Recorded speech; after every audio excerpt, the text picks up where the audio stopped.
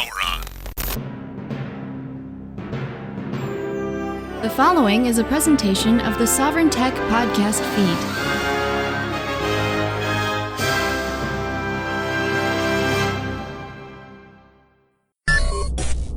Woo! The man of tomorrow, Sabzu, the rated R radio star, the Golden Stallion. Here, though not only here, I was also recently on the Agora Podcast. It's actually the second time that I have been honored, to be asked and to be on that show. And what I have for you here is my inclusion of this appearance in the Sovryn Tech Podcast feed. And, whenever I do these appearances, I usually give you a little something in the beginning, that makes it perhaps a little more unique to the podcast feed, or to the Sovryn Tech Podcast feed. But you should certainly be subscribing to what they're talking about on the Agora Podcast and subscribing to their feed and getting it right away for a couple of reasons. One is that the hosts are just good guys. Penguin, Sek Magora, I think something that Sek Magora says in episodes of the Agora Podcast, what really matters is that it's just that somebody's not an asshole, right? Ideology, yada, yada, yada, whatever your ism, yada, yada, yada. And I'm paraphrasing Sek here. But what matters is are you a decent human being? and Sek, in my opinion, is a decent goddamn human being. And I think in the podcast space, that is exceptionally rare. Penguin's level of intellect, is something that I think is exceptionally rare in the podcast space. So for those reasons, I think you should listen to the show. They get great guests on all the time, do great interviews. I mean, it's really intellectual stuff. The other reason that you should check it out is, and I'm really, really happy that this exists, and I'm very proud of Sek, doing the reading on this and Penguin putting it together.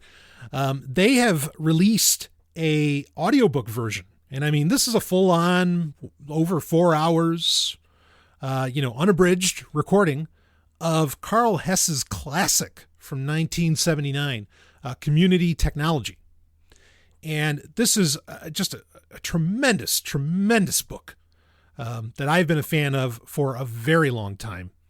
And one that, when Sek and I have been talking in the past, it's a book that I think is as important now, if not more important now, than it was even in 1979. And of course, Carl Hess is certainly one of the great anarchist thinkers, certainly in the 20th century, but perhaps throughout time. So I'm going to put a link in the show notes for Community Technology. But the easiest way to do it, which will also be in the show notes, just subscribe to the Agora Podcast feed. I don't think they'll mind me saying I've been invited to come on again, and we're going to have, more interesting conversations, that might be more of a philosophical bent. So, and I know how much, Sovryn Tech listeners seem to enjoy when I get philosophical and I talk philosophy. So if you want to keep up with that, as well as, the other great guests that they have on there, really go ahead and subscribe to their feed. I mean, they're doing amazing. They get Scott Horton on there, Silas. I mean, all kinds of it. It's even Shane, though maybe he goes by Rayu now, the Vanu podcast. He's on there often. It's great stuff about doing things, right? Not just talking about it, doing things. And man, how much do we need that? We really need that. And that leads to what this whole episode that I was on is about. This episode is talking about the technicals, the technology perhaps, and some concepts overall of how to develop, how to and grow, and what the future of a truly independent delivery service could look like. Forget your USPS, forget your FedEx, your UPS, your Amazon trucks, whatever. What does it look like when it gets done truly independently I think it's just something so necessary. And as you listen to the episode, you'll find out why I think it's necessary. If you listen to more episodes of the Agora podcast, you'll find out why other people think that it's incredibly necessary and why people are getting involved. And if it's something you want to get involved with, you can email me, questions@sovryntech.com. You can chat it up in the Sovryn Tech Telegram group. You can chat it up in the Agora Podcast Telegram group. If you want to take part, sure, they would love to have you. But I think this is an incredibly important thing. And when I was, when Sec messaged me and said, hey, do you have thoughts on this? I'm like, yeah, I have some thoughts because it's something that I've wanted really ever since. There's no reason it shouldn't exist anyway, but it's something I've particularly wanted to exist after we found out, and I want to say this is around 2014, after the Snowden revelations, when we found out that the NSA was bugging or, engaging in local injection attacks on computers that you just bought and got shipped to you. Like, so if you bought a computer from Dell, if you are a person of interest, when that computer arrives to you, it could have, a keylogger in it from, that's put there through the kindness of your tax dollars in the NSA. So I don't want that, right? If I order a privacy beast or if I order, whatever kind of laptop I want that I plan on it being a hardened platform, I want to know, or at least have my best shot of it being bug free. Okay. And then when I say bug, I mean, Alphabet Soup Organization's messing around with my kit that I just spent however much on. So this is, even just from a technology standpoint, this is important. Okay. For your technology to be delivered, to get to you in the hands of someone that actually gives a shit about personal privacy and, individual autonomy. So this is something that really matters, that really needs to exist.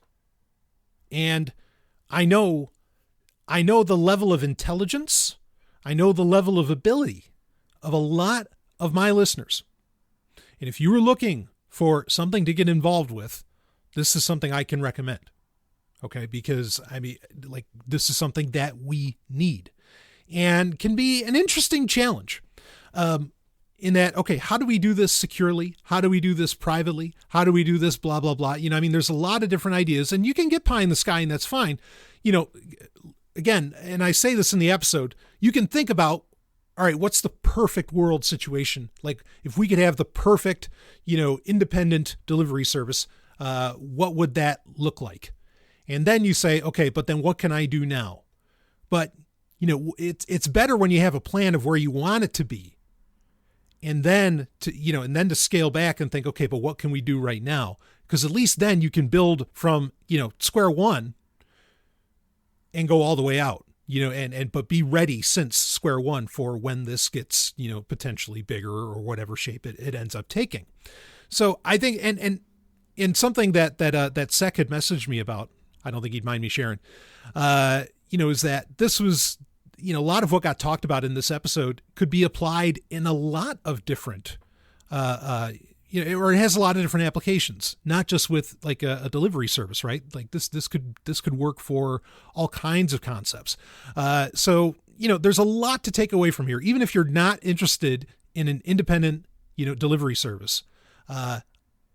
I think there's other things to take away. And certainly, what happens. The tech news changes by the second, right? And I keep up with it more or less.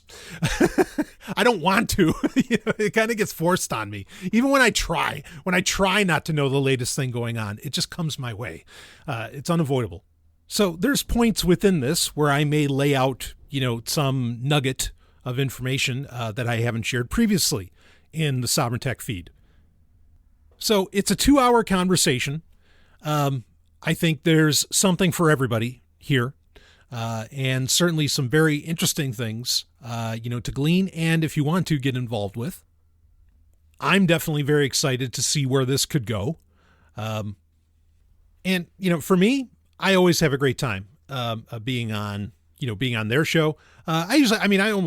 I can't remember when I didn't have a good time being on another podcast. I love getting to do that. It's rare, surprisingly. It's rare that I get asked to be on others, so I really appreciate that. In fact, I mean, hell, these guys are so gracious. They did an episode about property recently, and they even quoted me a couple times in it. And I thought I was really honored by that as well. So I'm always happy to work with them. I know I'll be on their show again in the future. And man, you got to check out that audiobook of community technology. You got to check that out. I love audiobooks so much because you can, you set them for 2x, and as long as, you can understand what's being said at that speed, I mean, you can read a book in no time. It's such a wonderful thing. I have audiobooks that I put out. Maybe I need to put some of those out again. That I had done, like I had done, years ago, that I did in the old Patreon days. Like I put out, Hakeem Bey's, temporary autonomous zones. I did that, Call Technology a Power. I also did The Emotions of Normal People by William Moulton Marston. And I think I did a couple others. But maybe I should start popping those into the feed as well. But anyway, for now, this is in the feed, and I hope you enjoy it. And again, if you have questions, or have any interest in this project, hit it up in the Telegram groups, or, you can email me questions at sovryntech.com. But I am going to let the episode ride it right out. So I won't be coming back at the end, but, we'll take it right to the end, and I will see all of you on the other side. Meow. The Agora Podcast is covered under the BibCot No-Gov license.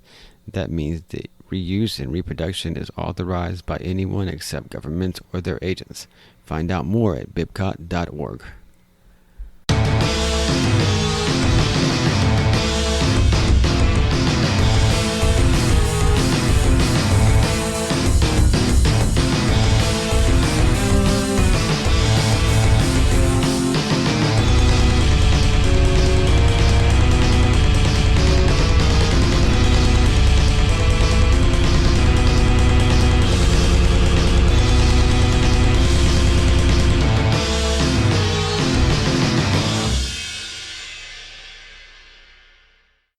All right, welcome back to the Agora Podcast. My name is Penguin, as usual, your host, co-hosting here with Agora.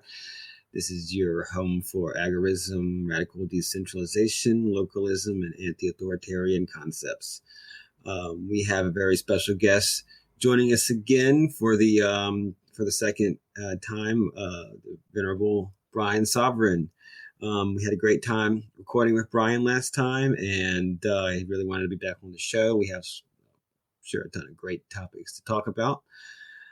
Sec, did you have any announcements as of late? I know we did have I released the edited by me and recorded by you audiobook of Community Technology by Carl Hess.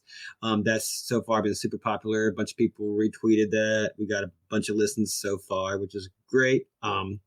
I've never listened to an audiobook before. I'm a huge fan of podcasts, but never an audiobook. And so I wasn't something that would have popped into my head, but it's gotten a really decent reception so far. I think it's going to be a really popular and real big service to the community. So, first of all, thank you, Seth, for going ahead and recording that.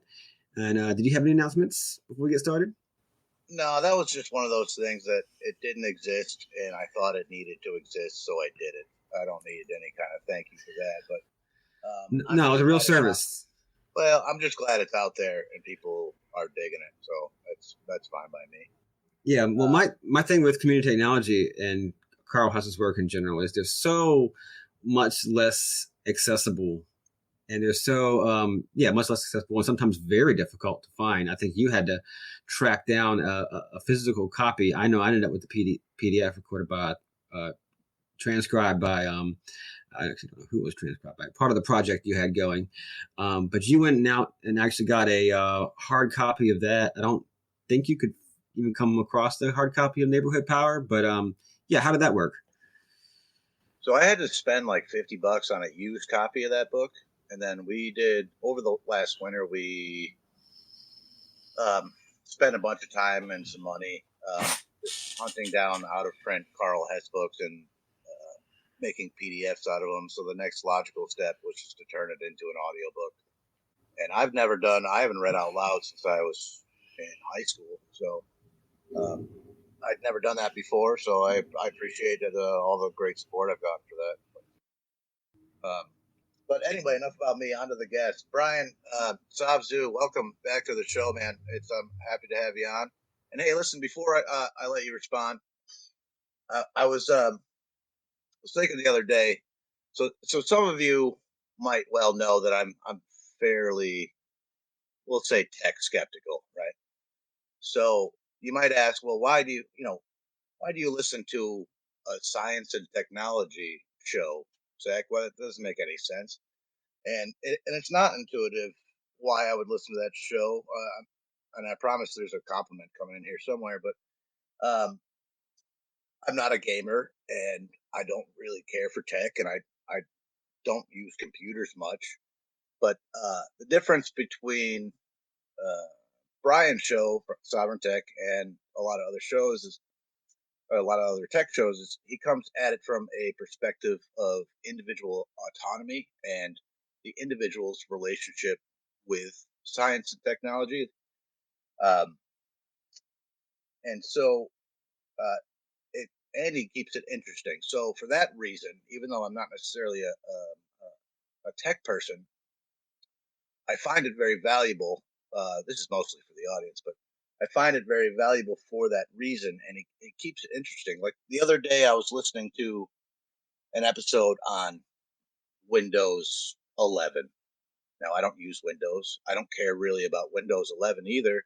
I barely use a computer, so why would I listen to that? But I found it very interesting because he goes into, the individual's relationship with this program and the future of technology and what that means for us as individuals and blah, blah, blah, blah.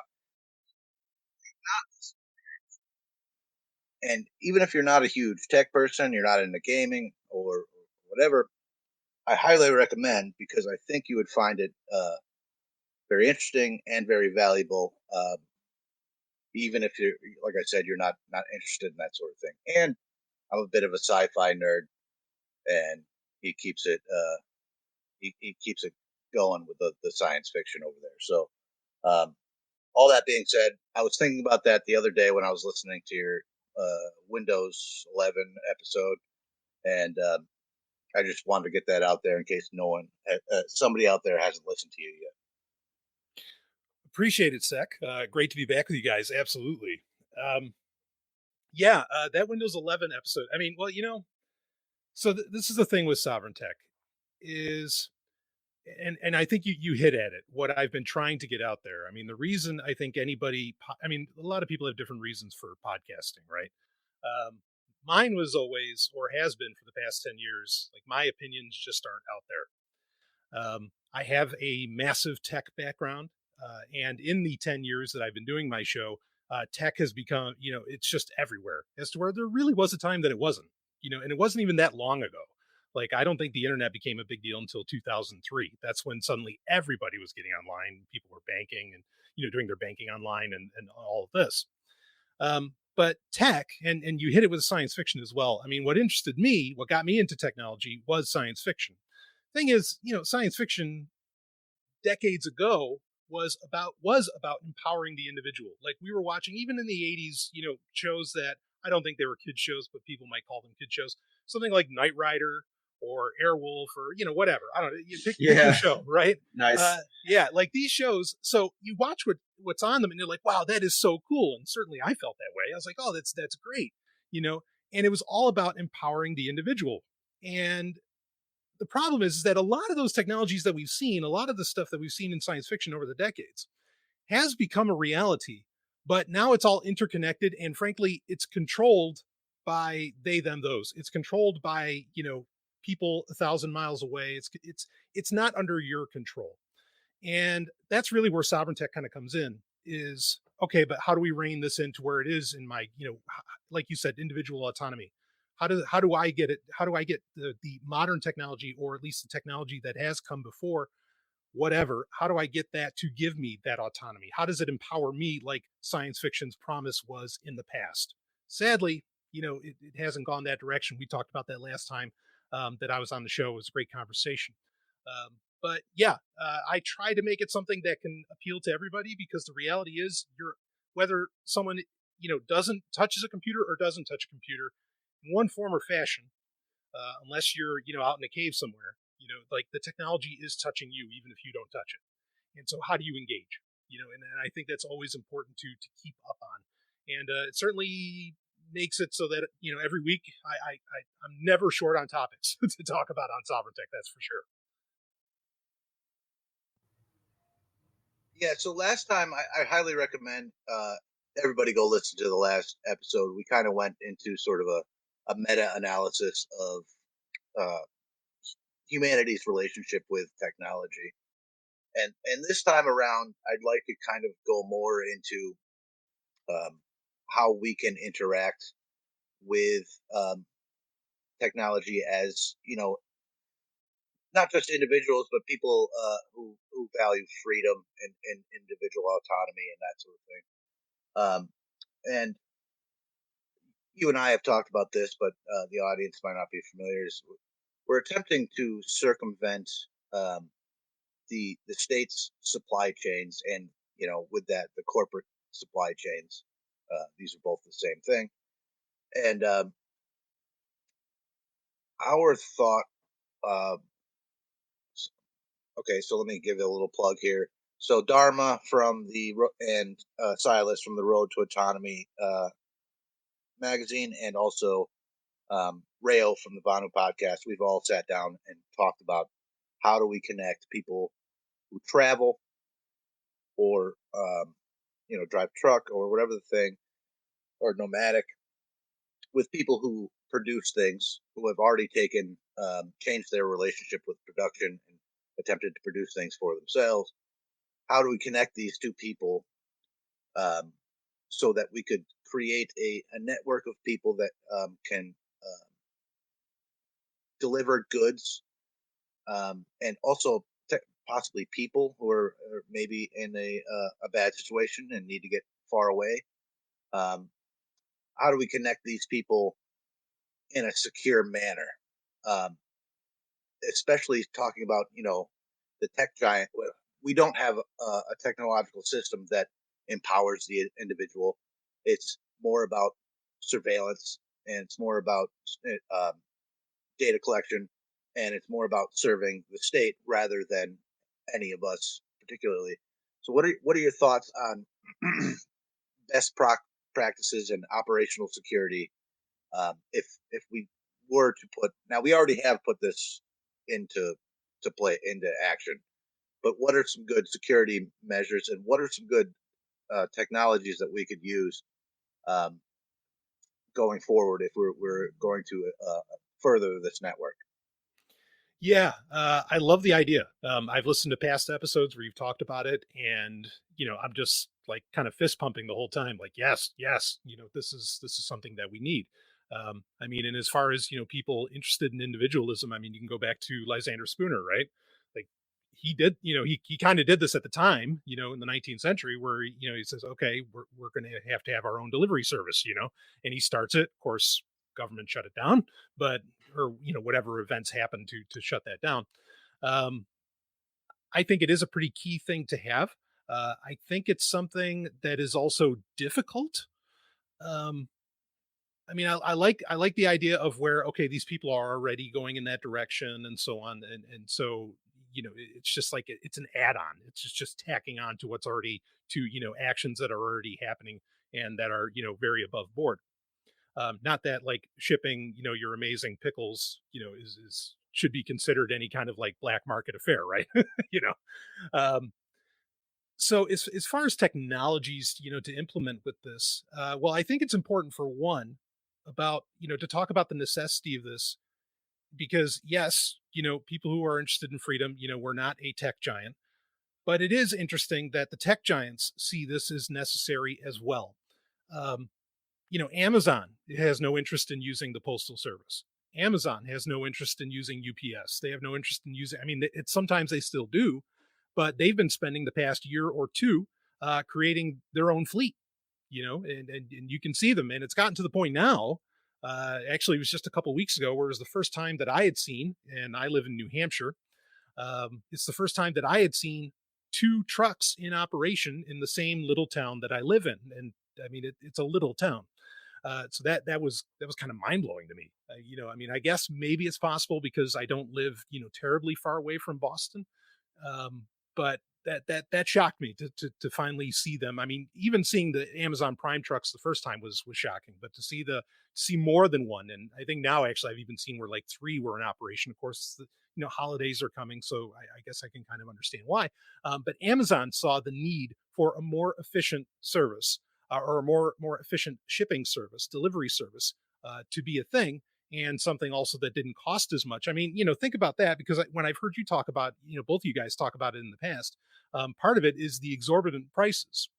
Now, if it was a good deal for Jeff Bezos to keep paying the USPS or UPS, to ship their goods, why would he create his own? It's because it's a shitty deal, frankly. And, and he knew it, that it doesn't have to cost as much. There are more efficient ways of doing it, et cetera, et cetera. So, that's why we have an Amazon fleet now. So they saw it as necessary. Then, actually just recently, my partner, Ellen Sovryn, she ordered something off of Target, and it was amazing. She ordered it like that afternoon. And then this woman just pulls up in a minivan. No special. It's not like Amazon Prime truck or anything along those lines. Just pulls up in a minivan, knocks on our door, and drops off a package. And I just look and I'm like, she knocked on the door. So I went to the door to see what was up. And, she just asked, is this person's house or whatever? And, and there was the package from Target that Ellen had ordered, 3 hours previous. Right. And so even Target, as big as Target is, I don't think most people consider them a tech giant, but really anybody has to be today. Like Walmart is, I think, either becoming or already is a tech giant and so on. But Target sees the necessity for this, that they have to, now they're seeing the necessity that they have to compete with Amazon. And so they're going and I wish I could have asked the gal, that came to the door, like, are you just like an employee? Are you a separate service of some kind? I mean, her van had no markings whatsoever. Okay. It was just a minivan that just pulled up. She knocked on the door, dropped off the package, so I don't know if it was like, again, an employee for the local Target, which is not a short distance away, from my home. But there it was, and so this need for more efficient delivery systems is really, really crucial. And, everybody's seeing it. We're, as individualists, anarchists, we see it for different reasons, because we might get the squeeze on other things. But basically, everybody sees that there's a huge issue in getting things delivered, and the legacy delivery system, if we're going to call it that, like USPS, FedEx, UPS, has had a free ride, not free for us, but free for them. Kind of has had a free ride for a very long time, without any disruption. And it's abundantly clear that disruption is possible, and something that's even desirable, even by the normies, right? By people who, don't see state encroachment and other things. They see a need for it. They see it. They have a desire for it. And, so I think it's a really important thing. I think it's something that has to happen, that the need for it is seen by pretty much everybody. Now, I mean, I want to, before I get into like some of the technology of it, I just think it's important to bring up that, this isn't some crazy idea. This is something that everybody wants to get in on, and that people want to do in one form or fashion, whether it's supporting one company or whatever it ends up being. I'm sure Amazon would love to like schlep out their fleet of vans to other companies and charge a premium for that, and make it part of a whole new delivery service. Not that I think that that's necessarily a good thing, but is what it is. But the question I want to ask, like, what, as far as like delivery times, like, are you, what's being built right now? Like, is the idea that this is stuff that, okay, it can get there in a week, or it needs to be there in 2 days, or it can get there in a month? Like what does that look like, Zach? So my thought about that was both. So you would have more, and the more people we get, the more options you'd have for this sort of thing. But you would have, sort of a category of time sensitive deliveries and a category of meh, it gets there when it gets there. Sort of like, maybe. So I'll give you an example. Let's say, like, maybe my rates might be much lower, and I was delivering to a friend who's like, "Yeah, just send me a case of pickles whenever you get a chance." That would be a less time sensitive. So I would put that in the sort of less time sensitive category. And whenever somebody's going this way, and you can charge me a lower rate, take my jar of pickles, that sort of thing.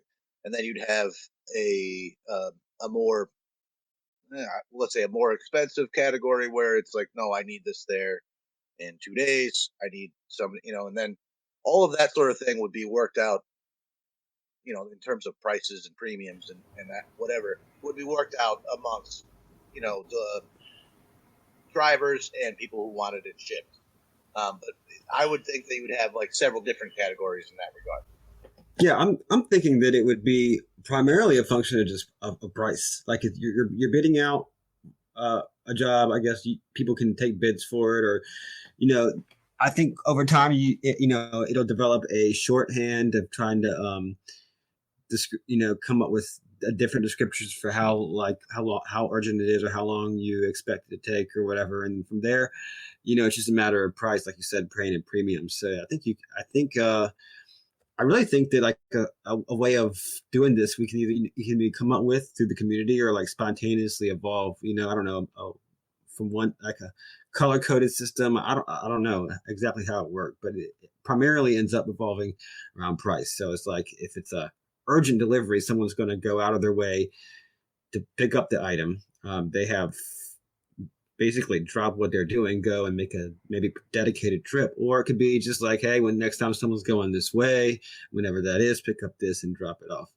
So yeah, I mean, I think price primarily can handle it, but I think the community can probably come up with something spontaneously like a color coded system or something else, or multiple chats, or however it might end up to kind of accomplish the same thing. Right. Yeah. I mean, something else that I think that Amazon really pioneered, a while back, they had to deal with Radio Shack, which who even remembers them? But they had to deal with Radio Shack where they were putting like lockers in Radio Shack. And they still have these. They have them at gas stations now. They have them in varying places where there's just like a setup of lockers and you can pick up your delivery there at any time. I think this is kind of really a brilliant thing, to have, where you could have this system and you just happen to have the key or the access code or whatever that can open the locker. That way the delivery person can drop it off and you go and pick it up, whenever it's convenient for you. Right. Because that's one of the, major hurdles of, and what everybody's trying to innovate right now. One of the major hurdles of delivery is convenience. Right. And it should be convenient on both sides. Because I think, the easy thing that I'm sure people are going to want to bring up now, to be clear, I'm always really skeptical of just like throwing blockchain onto something. Okay. Like suddenly, okay, well, let's do a cryptocurrency, and I'm not saying that that's a bad idea. And I'm not saying it's a bad idea here. It's just too many people want to run to that. There's a lot of people who think once you add a blockchain to something, it suddenly becomes a good idea. That's not true. If it was a bad idea without a blockchain, it's probably a bad idea with a blockchain. But again, this isn't a bad idea, but just to be careful on that. Now, wanting to use cryptocurrencies because I think one thing you want to, you're talking about like OPSEC, SEC, no pun intended there, but operational security. I think there's a couple things that you've got to bring into this, and the payment part is one thing. And depending upon what's being shipped, the payment part might need to be secured, far better secured than obviously credit card or PayPal or anything like that. And so, I mean, you have that part, but then also the verification, right? Verification of that this is you, that this was kind of supposed to go to. And doing that with, what would be like, I mean, when it's, at a smaller stage, you can kind of know everybody that you're sending things to, right? Like, I mean, that's not necessarily an issue. But I mean, because the other part that I worry about with this is where people could use, I mean, I know I'm thinking probably way too far out, and you can rein me in if you need to, because I could see where a delivery service like this could get, weaponized, right? I mean, something as innocuous as sending somebody a dead muskrat that's been dead for 6 months, so it stinks when it gets on their door. To, I don't know, something worse. So, like, I think it would be important to verify that the person you're delivering to, really did like order it, or they're aware that it's a gift and that it's coming. This is an area where I think or cryptocurrency, where blockchain could resolve both of those, where you could have a private form of payment that, and privacy and security that's beyond the prying eyes of whatever authoritarian structure you're worried about, as well as the verification system all on the same, well, in this case, it would be a blockchain, all on the same blockchain. So I think that that's possible. Now, the issue, though, with using cryptocurrency is that cryptocurrency is, at least right now, by its nature, a speculative asset. So the price varies dramatically. And what could be worthwhile to somebody yesterday may not be so worthwhile today, because the price would fluctuate so much. And with that in mind, that's where I think, if you had like set drop points, that like kind of like the locker system that Amazon was talking about, if you had that, then I think you could more easily gauge price. You could more easily gauge verification. Like it creates a central point of failure when you have like laid out spots.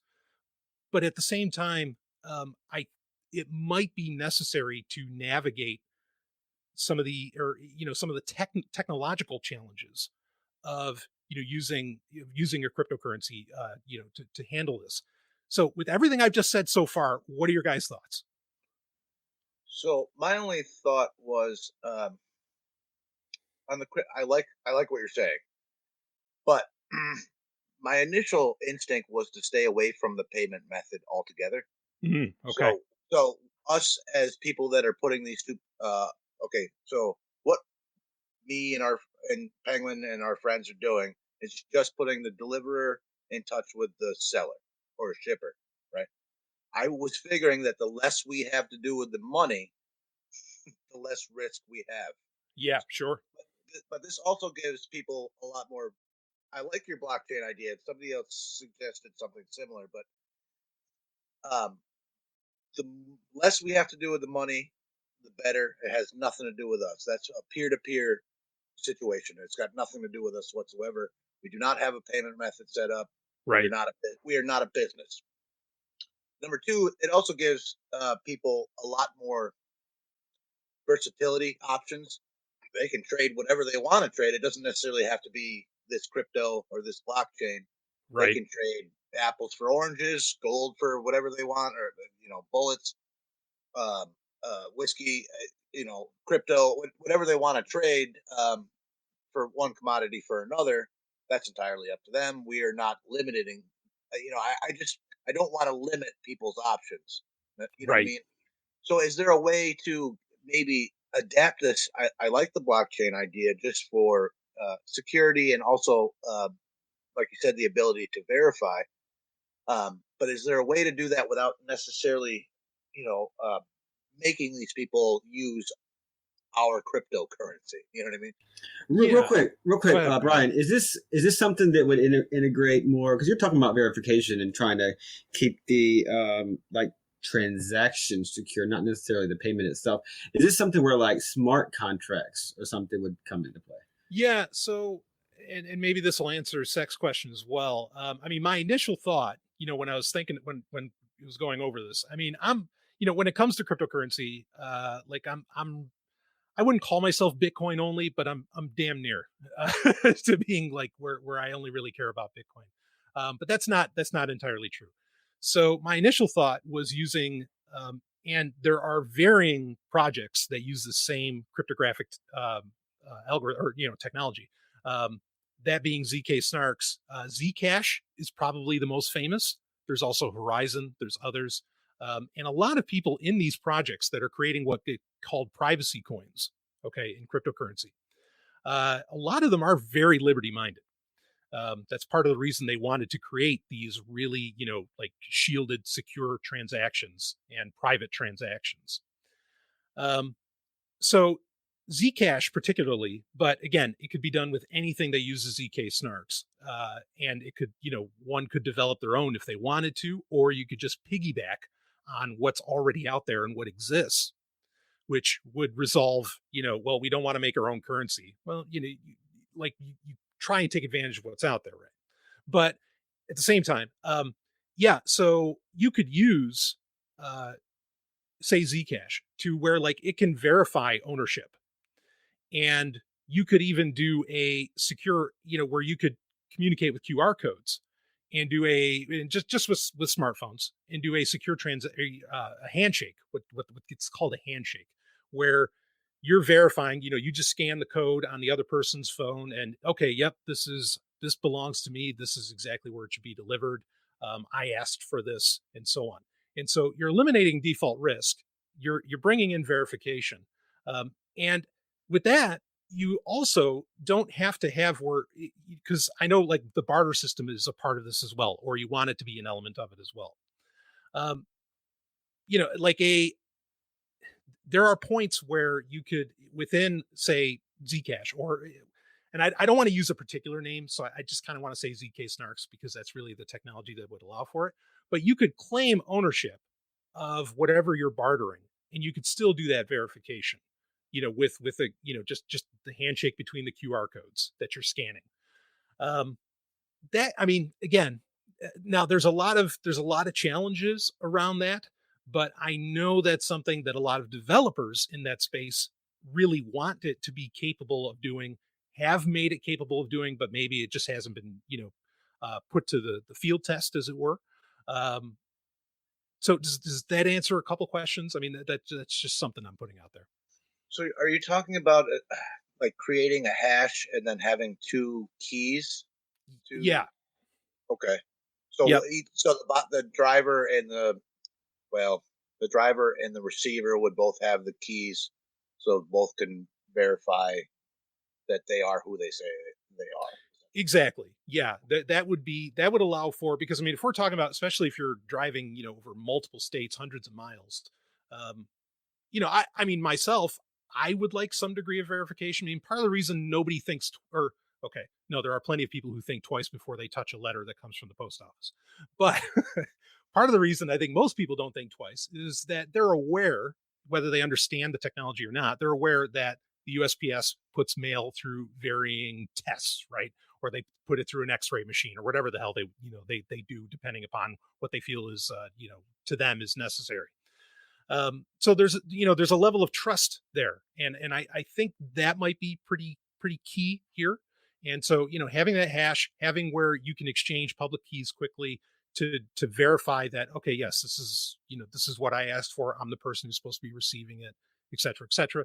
But maybe this is a step for when it gets significantly larger. And right now, the main concern would be how do we create, communication between the deliverer and receiver.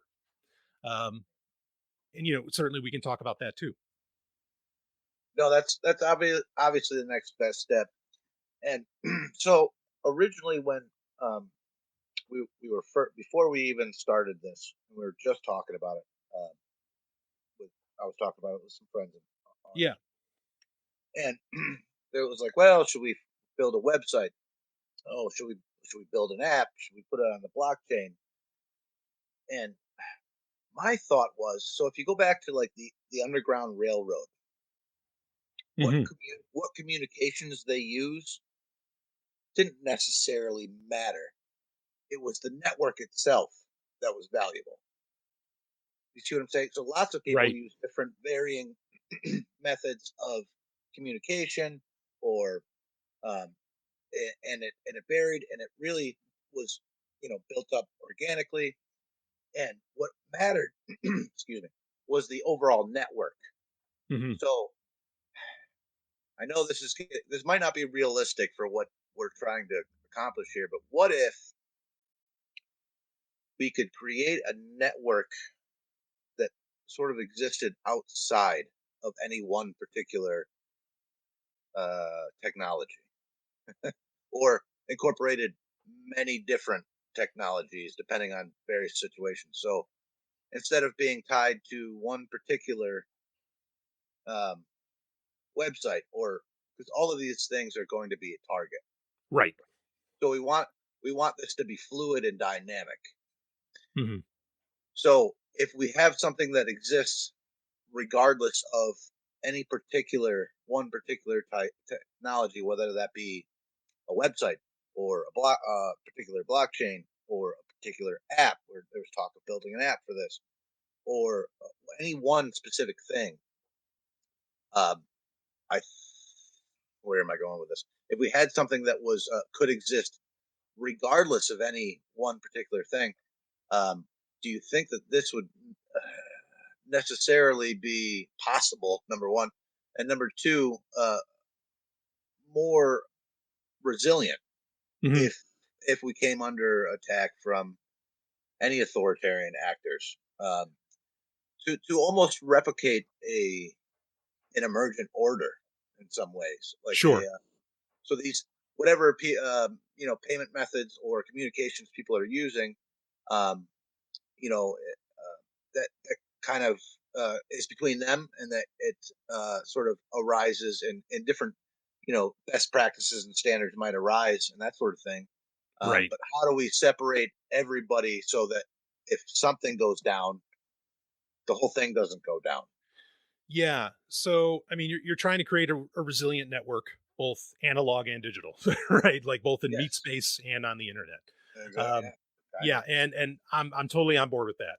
And I do think it's possible. The caveat is that I don't know that you could make something that is really interoperable with a lot of different standards. But what you can do, the network is everything. You're totally right. That's where the value is, and in for an analogy, I mean, like Bitcoin, is the most secure network on the planet, and that's great, right? The value is actually in the network. That's why people are willing to put money into it, or at least the people that understand it more. Um, but what you can do is, I mean, and this is one of the beauties of blockchain. Again, I don't mean to be singing like praises of blockchain, because that's not who I am. I'm interested in what works, so Right. with but with blockchain follows the reason why I have been supportive of it overall is because it follows an old concept, what's called store and forward in technology. And this is how things used to be. Like before, people had the World Wide Web, and I say specifically the World Wide Web, which is not, it's a part of the internet, but it's only a part. Before that, people used to connect to what were called BBSs, right? Bulletin board systems. You would dial in to somebody's server in town, and you'd want it to be in town because otherwise you're paying a long distance phone call for however long you spend on this thing. But you would end up calling into somebody else's server with your telephone, or with a modem, but over a phone line. And with store and forward, using that, a lot of times, when that would start to get into, or when bulletin board systems started to get into the internet, and the internet started becoming, or the World Wide Web became a bigger thing, you ended up with another thing called Usenet. And that operated by where, if you wanted to communicate on the network, somebody or everybody who wanted to be able to communicate on the network had to have a complete copy of everything that was on, the network or the channel. Okay. Um, and that's so where I don't know that you could like create a network that would interoperate with a lot of different systems, where like, okay, well, if Telegram's down, then we can switch to Signal or something like that. I mean, you can do bridging where that's sort of possible. But what I think the best bet to do is that you go with the store and forward model where you have nodes around the country that have complete copies of transaction, of delivery data. I mean, it should be encrypted, of course, but that you would have complete copies. That way, when one place does get shut down, you still have 20 others, or however many. I mean, if it grows to 100, 1,000, phenomenal, right? I think that's what you'd have to do. Not that you would create, again, interoperability, but you'd create like endless backups of the network itself. Isn't that what basically cryptocurrency, like blockchain techs, individual blockchain techs do? Yeah, it's peer-to-peer. Yeah. Yeah, because I mean, isn't the idea that there's a ledger that's Right. not in a distributed network, it doesn't have any kind of nodes that can be, I mean, it has a bunch of different nodes, but distributed, that can't be taken down unless you physically control it, 51, usually it's like 51% or more of the actual nodes. So if they're distributed all over the world, all in all kinds of places, and there's no real documentation of like where they are physically, I mean, isn't that that's basically what they do already? So Yep. Are you saying to create a technology separate from any existing blockchain, or because I think that creates a huge footprint where these things are right now? It's just very like ethereal, it's kind of like a online social thing. Yeah. You don't have to make your own, because and it's nice when you can count on the incentives of other like other developers of other blockchain, of other cryptocurrencies or whatever, because they have their own incentives to keep the network going. And if you're just piggybacking, if you're just a parasite, if you're a remora to their shark, you can just ride, their security. And you'd want to have people with technical know-how on this, because if at any point, say that, say you built it on, I don't know, I'm just tossing this out there, I wouldn't recommend it, but say you built it on Ethereum. If Ethereum did something you didn't like, and that was antithetical to the business model or to the model of this delivery system, you could just fork it, right? Because it's all open source. And so then, you could just, move off and create your own. And, with the delivery service, you have all the nodes where you just all agree to be on this version of Ethereum instead of the main version of Ethereum. Now that gets into where, yes, you are creating your own cryptocurrency, and that creates an entirely other legal uphill battle and target, for the SEC at the very least, and certainly much more. But yeah, I mean, those are directions. Those are two directions you could go, or that, it is that resiliency where if at any point the technology is doing something you don't like, because it's open source and you already have, or you have enough nodes, you could just veer off and go your own direction. Well, if we piggybacked on a big enough blockchain such as Ethereum, like a massive one, I think that would kind of reduce the vulnerability, because it's used all over the world for all sorts of things. So I'm thinking that the best thing to do is, instead of trying to integrate some kind of separate thing, a possibility at least is to integrate like one of the massively popular and just established blockchains like Ethereum. Number one, I think it's been a long time since I looked, but I think they're still the number two cryptocurrency, and they have a lot of different features than Bitcoin, BTC. And then, I mean, even some of the other ones that you mentioned, they're pretty big, they're pretty established. They're not something that's going to be easy to take out in the ways that distributed cryptological network or whatever, a cryptocurrency is able to. Right. Like I said, 51%, you have to take out 51% or take out the whole internet or something. But other than something drastic like that, I mean, that's your resiliency right there. It's kind of built into the tech. Right. Well, again, and when you control the nodes, like the internet can go down and it doesn't matter, as long as you can get those nodes to communicate some other way. All right. Like maybe you won't use the big bad internet, but I'm not saying everybody's going to go run their own fiber or anything along those lines, but you have options at that point to where you're still in control of the data overall and of the, I mean, this is why the system, is so terrified, of a lot of cryptocurrencies and the blockchain tech. It's also why they want to take advantage of it, because they see the resiliency that we're talking about here as well for their own, whatever purposes those happen to be. So yeah, that's why I say that. I don't know if you're going to get the interoperability, but you would have ultimate control. At the end of the day, again, even if Ethereum did something bad or something you didn't like, you could just fork away from it. Or even if the internet goes down, you still have multiple areas that you could, try to interconnect, or even just, switch to local and take advantage, there, without needing the gigantic internet. So we're talking about this in terms of not only payment, but also a transaction ledger, essentially, and also verification. Right. So what does this look like?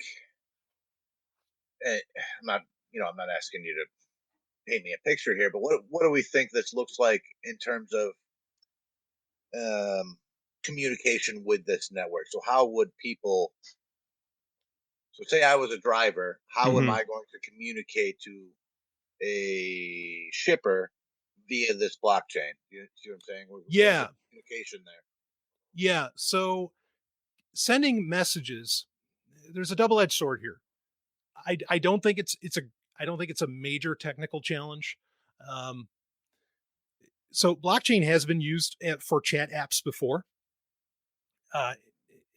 Now in fact, it's terrible. I can't think of the name of it. I used to promote it all the time on my show. Oh, it was called BitMessage. That was the name of it. Oh, right. Yeah, I remember. Yeah, BitMessage. And that worked. And it actually worked really well. The only problem was that, you're sending messages all the time, blah, blah, blah. Like you try to use it as a traditional chat, or even just try to use it as like email. And that blockchain gets huge in no time. And so, it becomes impractical, to keep on, or at least at the time it was getting impractical as far as hard drive size, because again, we're talking about store and forward here. So you have to have a complete copy of everything being done on this network on every device that connects to this network. So you run into that hard limit of, that, like, I mean, there's a reason that people don't, make their phones. I mean, some people do, but I think, I don't know that they would now, but most people don't run their smartphone as an entire Bitcoin node, because you couldn't store, the Bitcoin blockchain on the phone. But point being, you can send messages with, over blockchain that could easily be read in an app, decrypted and opened up and read in an app. Again, if it's for the delivery service, you could mitigate the concern around it, like getting really, overblown or like the size just getting insane. You could mitigate that, because especially if you were just piggybacking off of, a blockchain that already exists. But even if you weren't, you just make it so where it's only sharing relevant information to the delivery, and it's not like a major chat system. So you can do chat over this is the bottom line. And I think that's the advantage as well, because then you're doing chat, payment, delivery, like you're doing it all there. Now, I know that sounds like a central point of failure, but like I said, when you have a complete copy of this on every node, it's distributed, like Penguin said, it's distributed at that point. So it's really not a central point of failure. There's places where you can shut it down, but you can't really shut it down because complete copies exist all over the country or all over the world, depending upon, how it's set up. So, Seth, correct me if I'm wrong. Did you say in the beginning that, I think an advantage we could have here is staying out of the payment nexus?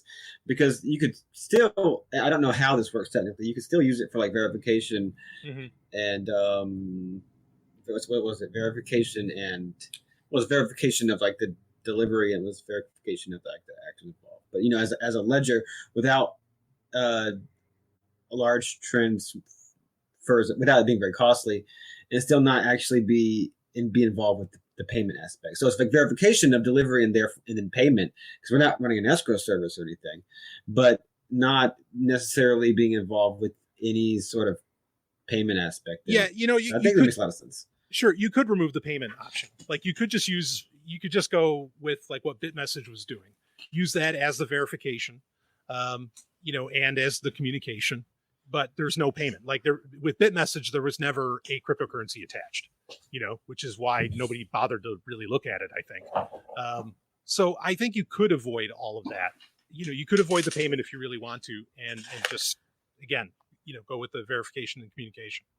Okay, so when that's done with existing cryptocurrencies, is it just that like a minuscule amount of the crypto can be encoded with the message? I don't exactly know the technical aspect of how that works. Yeah, so if you were going to attach it with the cryptocurrency, like the message would go with the bits that also paid for it, or like there's the concept of side chains, and I know this is sound like it's getting like really complex. It's not that bad. I mean, there's been so much work done over the past 10 years that there's a lot of the footwork's already been done. But like you could do side chains, like with Bitcoin, you have like the Lightning Network where you can do all kinds of things that really just like they themselves, like say you sent a message over the Lightning Network, you would piggyback off of the Bitcoin transactions that are already happening. So you don't have to spend any money to send that message, essentially, because it's just going along with the rest of the blockchain. So there's a way you could do it where it would just be a part of, it'd be encoded with the transaction, with the monetary transaction, or where it could be something off to the side that doesn't require you to like pay to send that message, because obviously that just wouldn't make any, that would defeat the purpose. Can you guys hear me? Yeah. Okay. So I like this idea. I do. So the reason we don't want to be involved with payment is, I think, should be obvious to everybody here, but just for the audience. So if we were to get involved, if we were to run this on a website, or if we were to get involved with sort of payment methods, or as a go-between between seller and buyer and that sort of thing, we're gonna end up like Ross Ulbricht and get put away, because right, we don't want to know what people are shipping.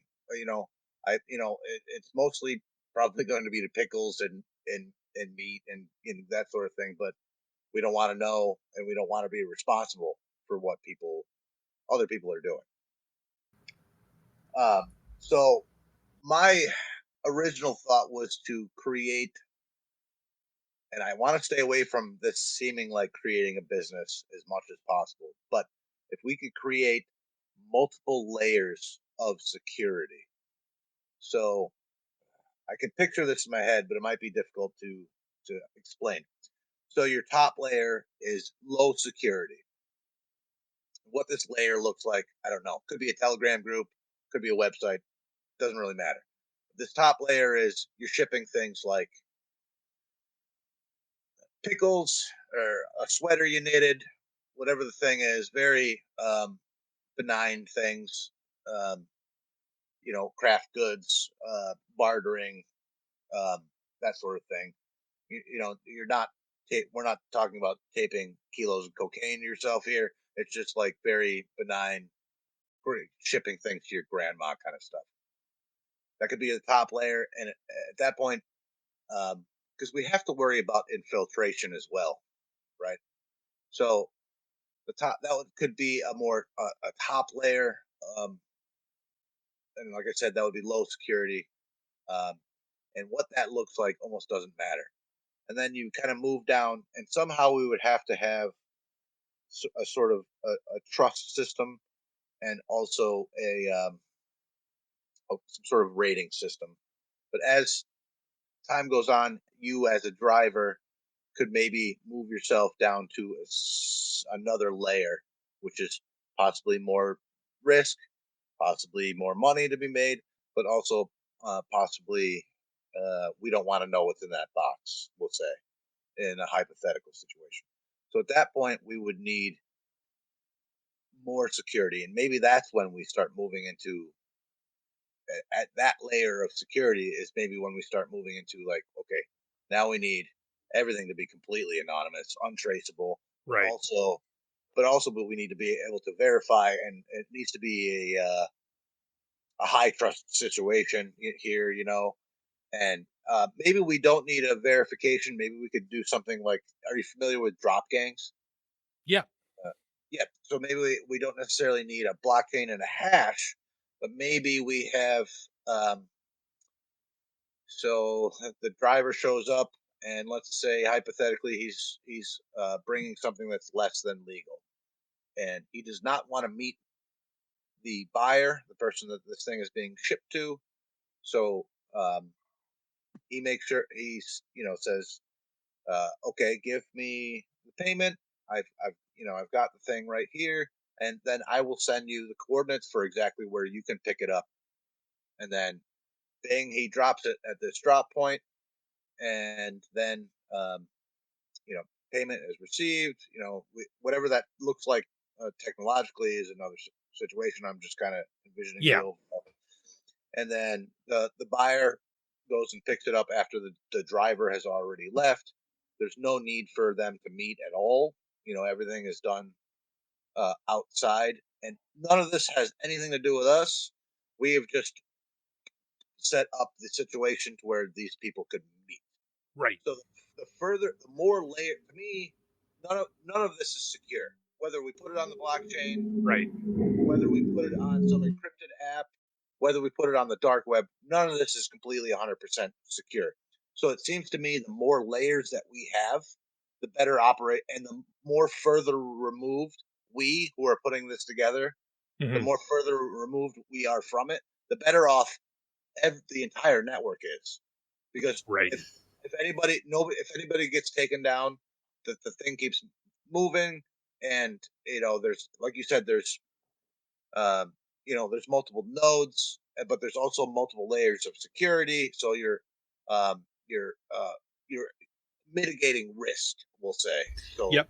Yeah, I want to butt in before Brian responds. It seems to me that, like, my concern, I thought, the main concern is to create some kind of verification for the transactions, for trust levels between like transacting individuals. Now, the obvious way to do that is to make things like transparent, but that's obviously working in the exact opposite direction of like the operational security aspect of it. So they're kind of working in opposite directions, unless there's a solution that I'm not thinking about here, but generally they're moving in opposite directions, because you could have things completely open and completely transparent in a transparent ledger situation, but that's kind of like the opposite of what we want in the case. So that seems like a really difficult hurdle to get over.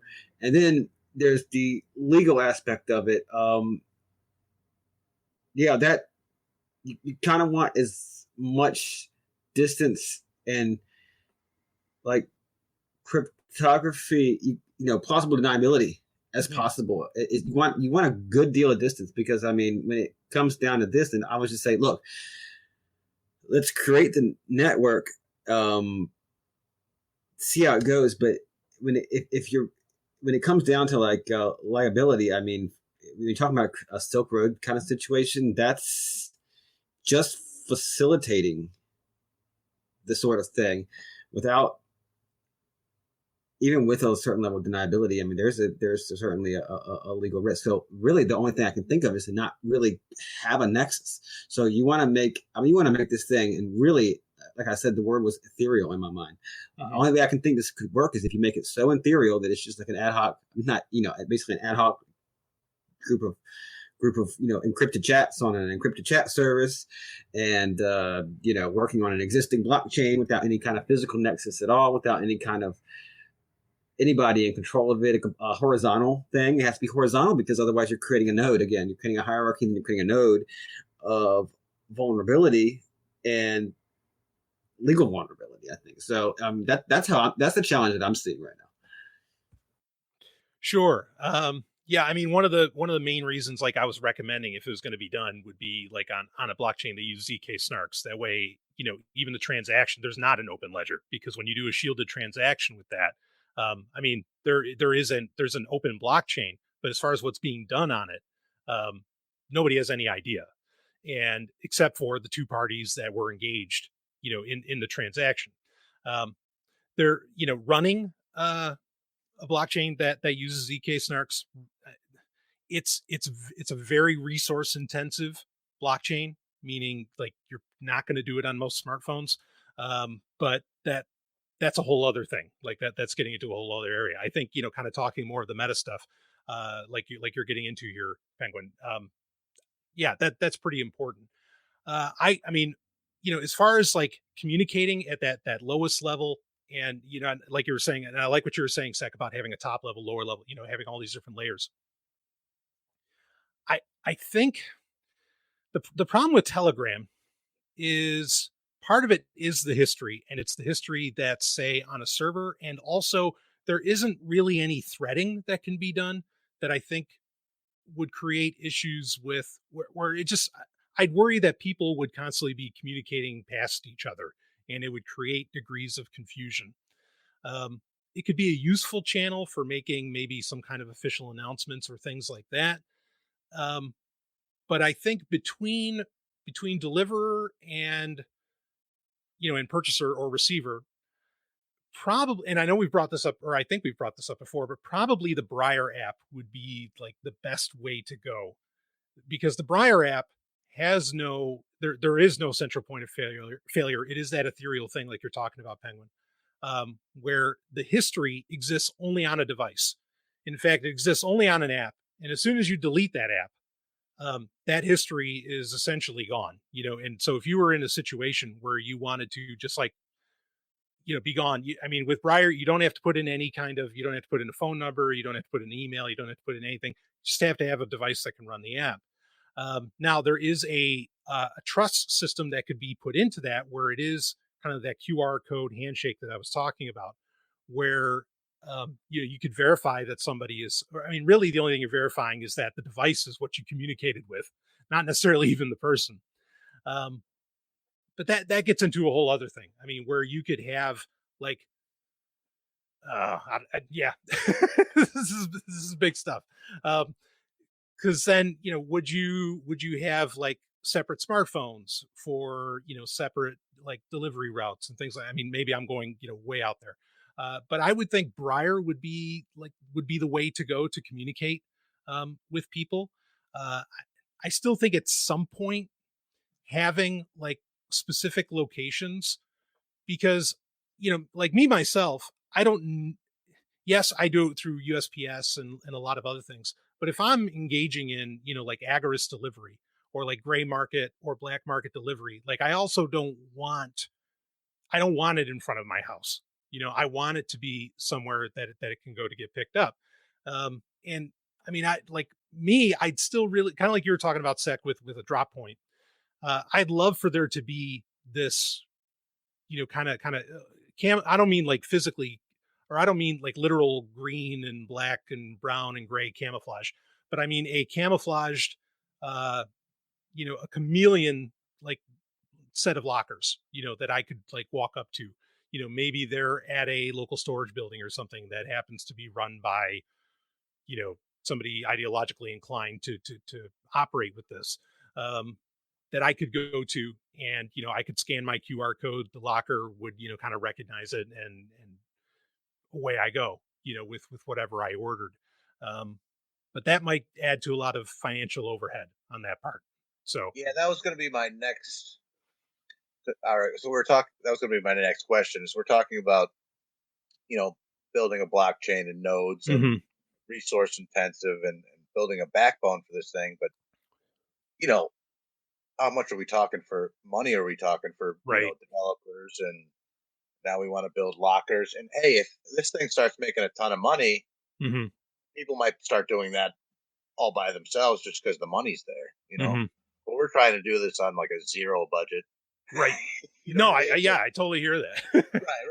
Right. Yeah. So, I mean, all of these are good ideas. And I think, I appreciate that you're looking further down the road. And I think a lot of this stuff is great further down the road. Like once people start making money, people start shipping things and using it. I think a lot of these things, people might start paying for developers and lockers. And those are all great ideas. But so, back to the Briar. So can you set up Briar in some way to where, or something similar to it, to where you can almost set up like a bulletin board type of thing? Yes. Okay. Yeah, so that's the beauty with Briar is that it allows you to create, like if you're used to messaging boards, so you can create like a bulletin board thing. You can create blogs on there even, so Really? if you have announcements, and then you can do the private messaging and you can do groups as well, much like you would with Telegram. So it has a lot of options. Again, and it's dependent upon use case, whether or not someone sees this as a flaw.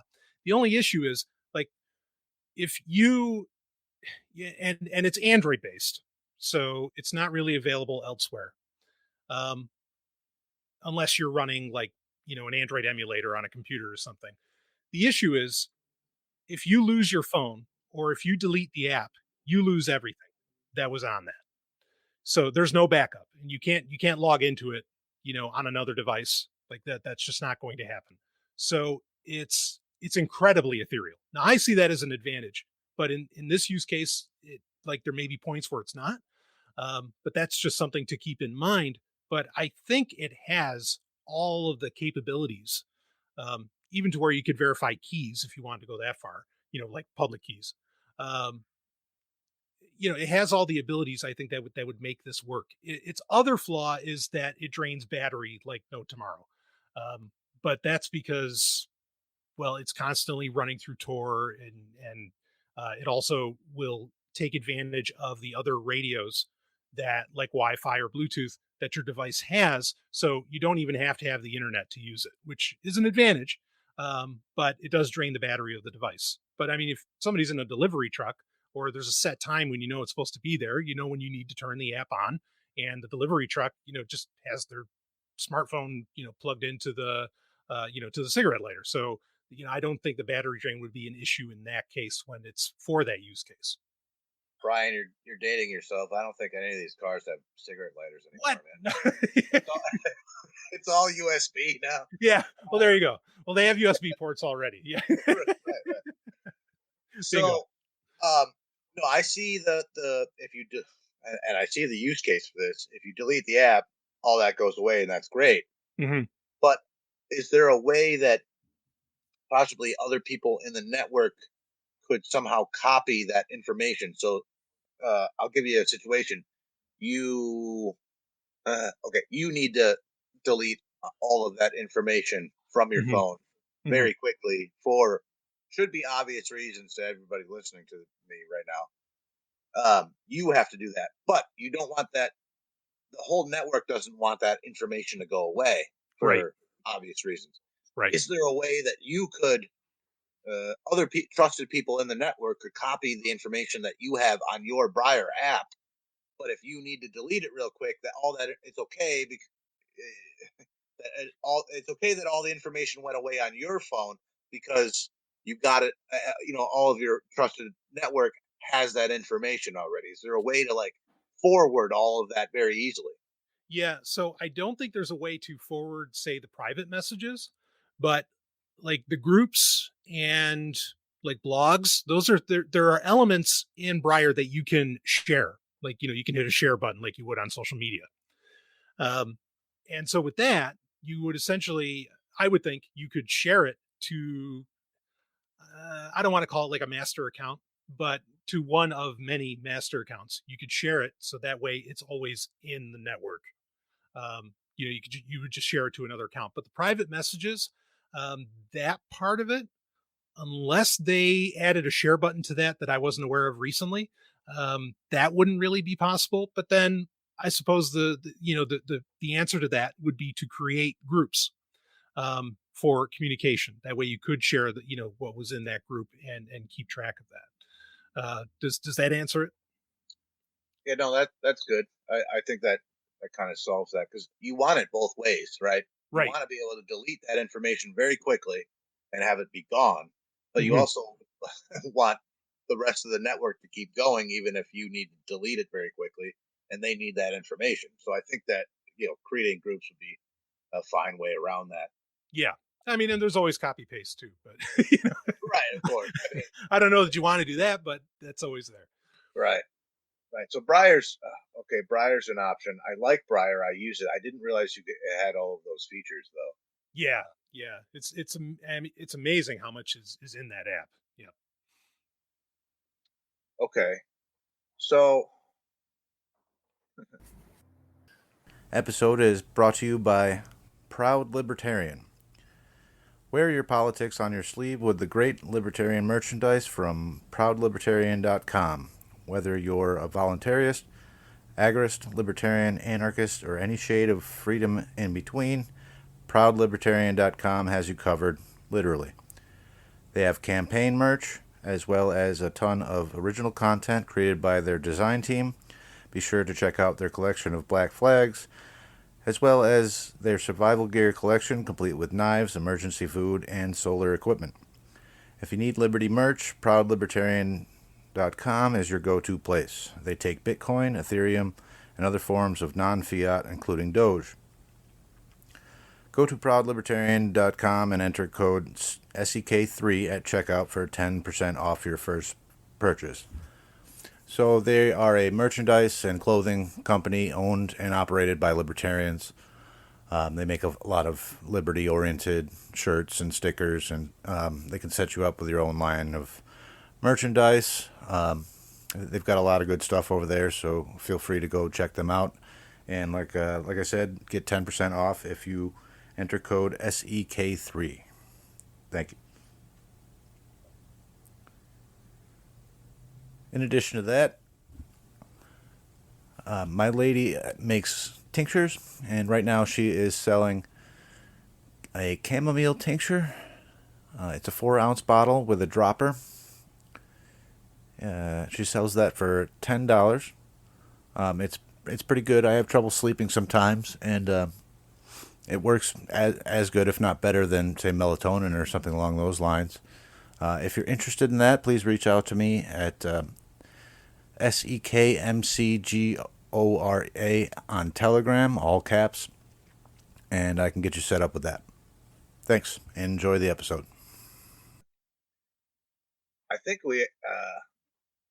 I answered. I had another question and now I forgot. But so what could we get? How do we get Grandma to get on Briar then? You know what I mean?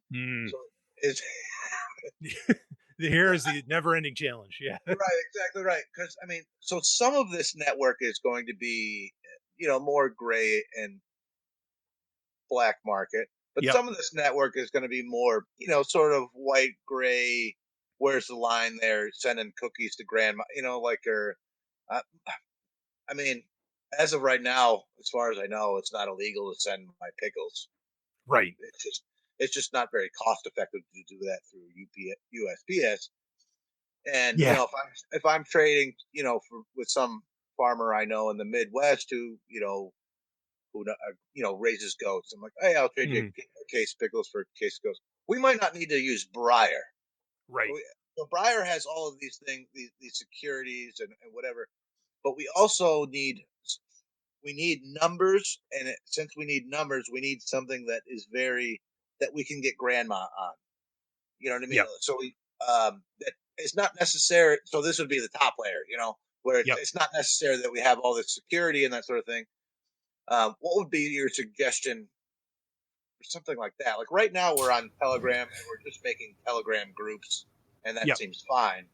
But how do we do that? I don't want to. My God, I don't want to use like a Facebook or anything like that. No, of course. But something along those lines, where you could say, hey, so one grandmother says to the other grandmother, hey, I just heard about this. My grandson uses this, this network, and they lots of people are trading different craft goods and whatever. And how do we make it so it's easy for like just the average white market grandma to go on there? I just want to add one thing. I would actually disagree with one thing you said, and that is that I think that a certain level of encryption security should be used at all times. I think that's really, really important for the overall security of the system. You never want to use security features or encryption. Encryption should just be the default, because you never want to just use it as a signifier, like a sign of something, you have something to hide. Because I don't use encryption just because I have something to hide.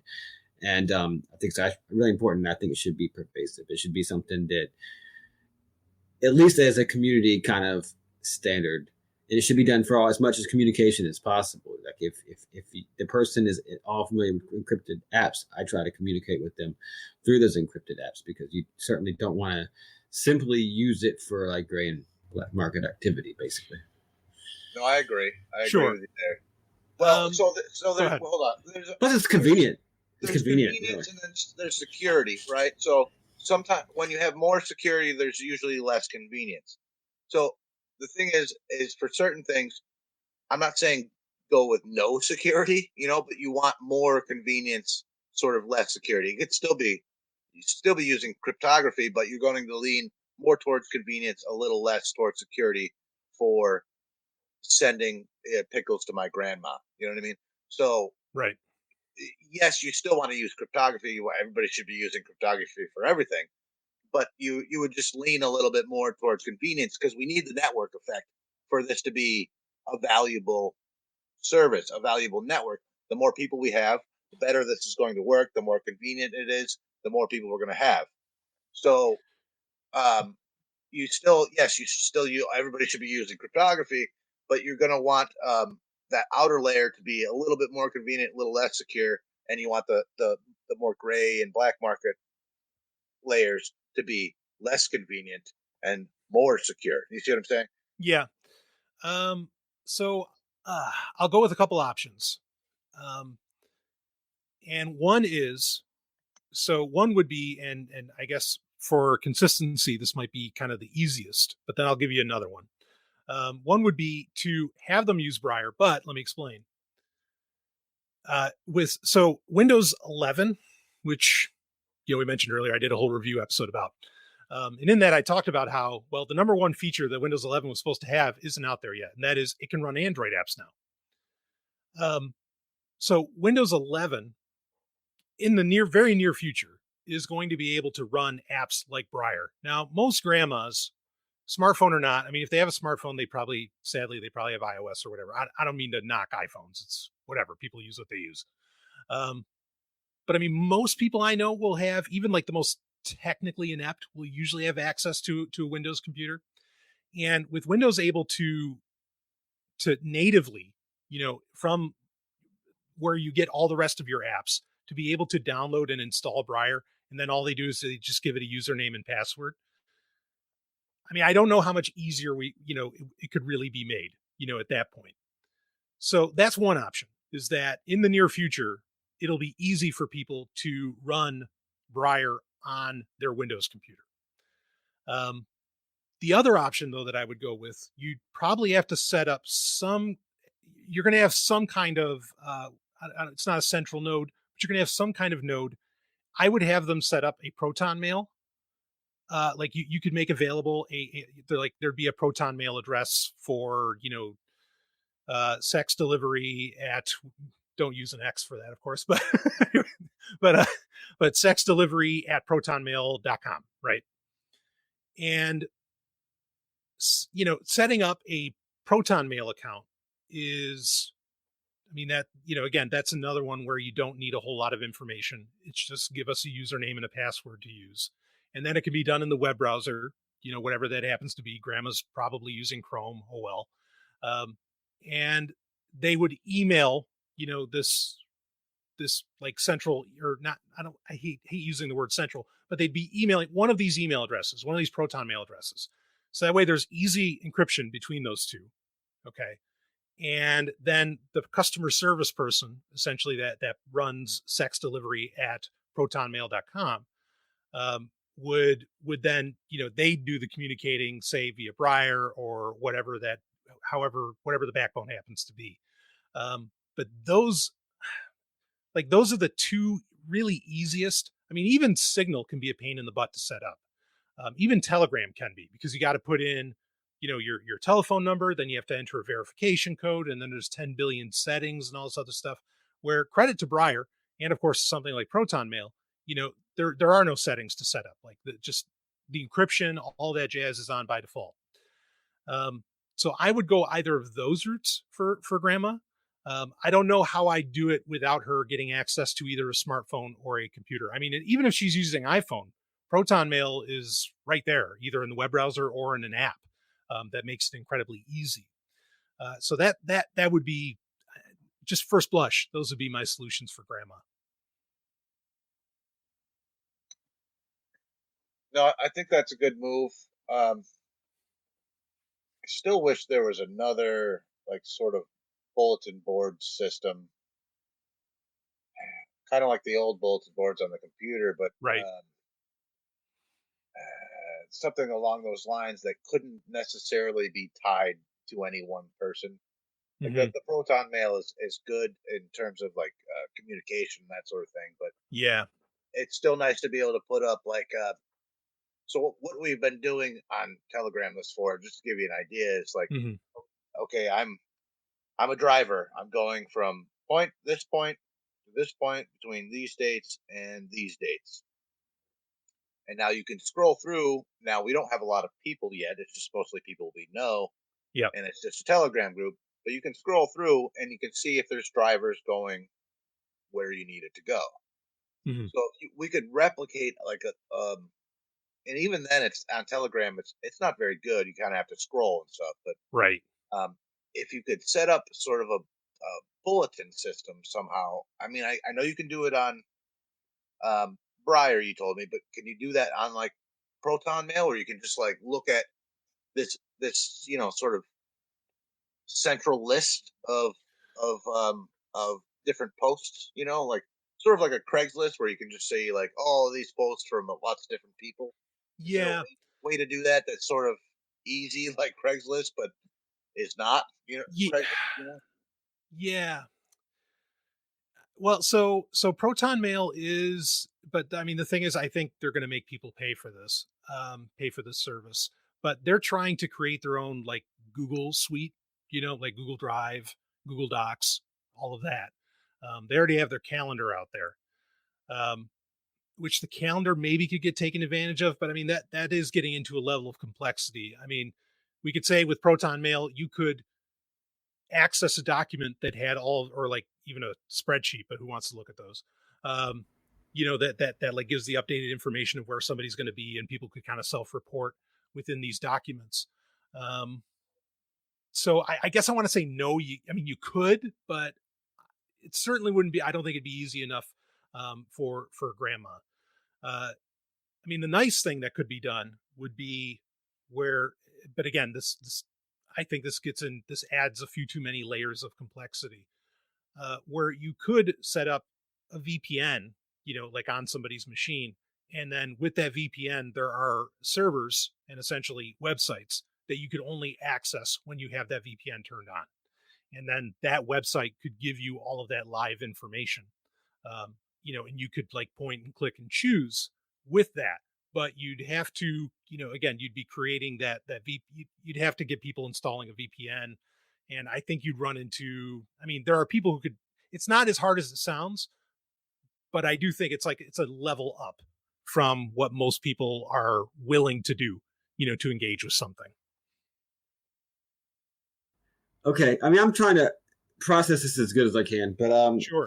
What I'm kind of thinking of, I mean, I don't know what to think, because I wasn't as involved with the brainstorming of this thing. So now that I'm hearing about it, I'm just wondering how much actual. I like the idea of piggybacking off of existing services, because I don't really want to. I don't think there should be that much of a nexus or involvement or any node whatsoever. It's just there shouldn't be any nodes or any physical, I think, hardware or stuff attached to this, or any kind of ownership. Right. Basically, of any part of this network, because right now it's piggybacking off all of these existing services, and they're very massively popular services. I think that's an advantage, and I think using a cryptocurrency like an existing blockchain, however it might be useful, probably not for payments unless you wanted to use that particular cryptocurrency for payment. Like, I think could be an advantage in this thing. So I definitely think that minimizing those layers of complexity is really important. Not necessarily so much that we would get grandma per se on. I mean, there might be a point where, this is something that's just out of the reach of like,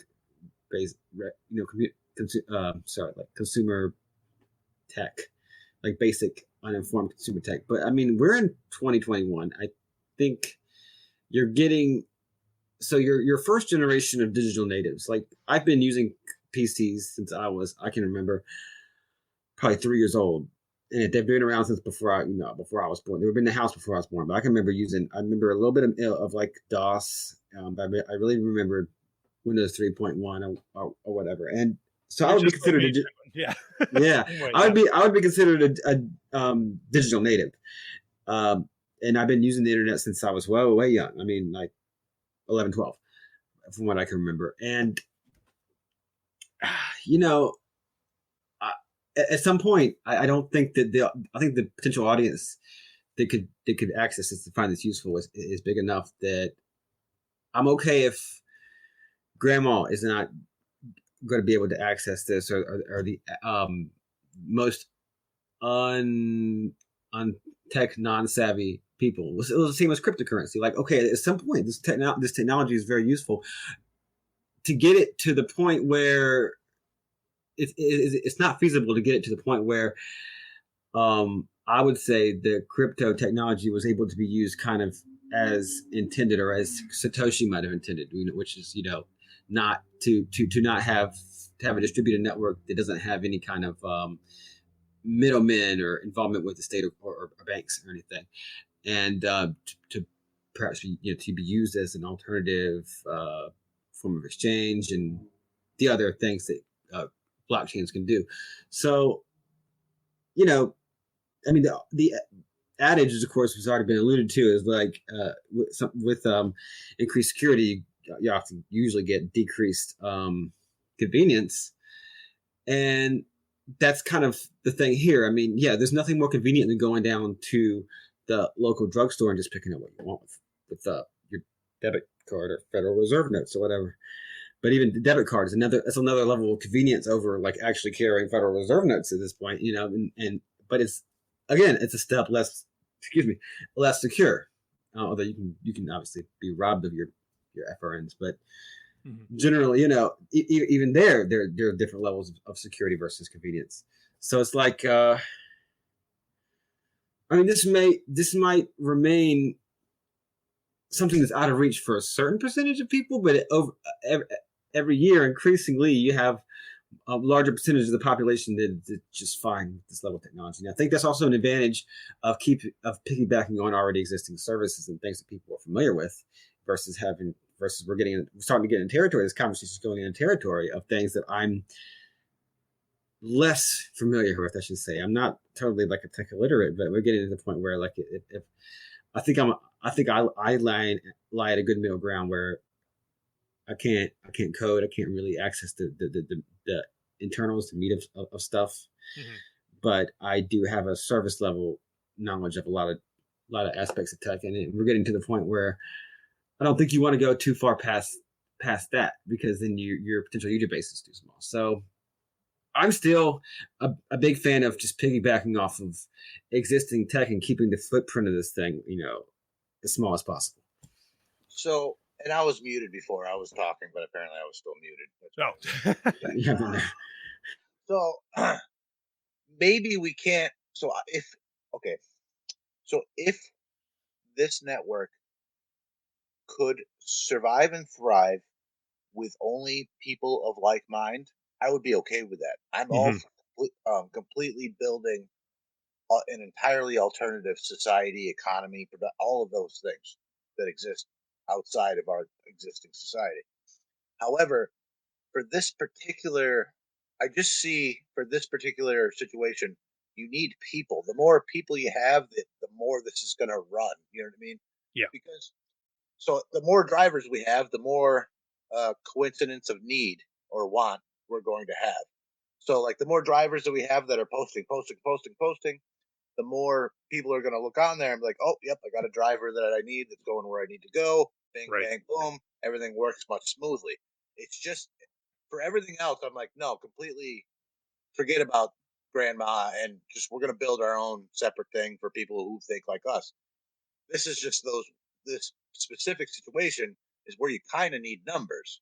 And I don't know I don't know if we can strike a balancing act where, Penguin, you know more about tech than I do. So, geez, I mean, okay, so we'll take you as the level of like, knowledgeability, sort of a middle of the road, has a basic understanding of tech. If we can get all of those people that have at least a cursory understanding, I just listen to guys who know more, or people that know more about tech than I do, and I just do what they tell me to do. But you see what I'm saying? Is like, well, do you think we can strike a balance where because we do need numbers, but we need security, and we need to also this to be building a separate world. You know what I mean? Right. So can we strike a balance of all three, do you think? Yeah. Well, I mean, kind of like I was saying earlier, everybody sees the need for this, even the biggest corporations, see that, okay, we have delivery issues. So I think 10 years ago, people would, even very tech savvy people, like their eyes would glaze when you start talking about Bitcoin and what it does. Right. But I think when people find the necessity, or when they feel the necessity, they will learn.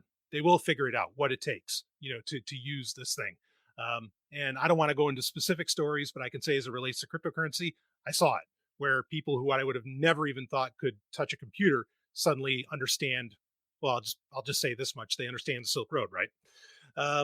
So it's. I think if you, not to get all field of dreams, if you build it, they will come. But I think if you do build it, it starts working, and I know you need that network effect, right? People will figure it out, and will go the distance they need to really figure it out when it's there, even if it's not as big as it should be right away. I think that when you have it, even if they don't get it at first, eventually they will see the need, and they'll figure it out. I mean, I know you've brought it up before, Sec, where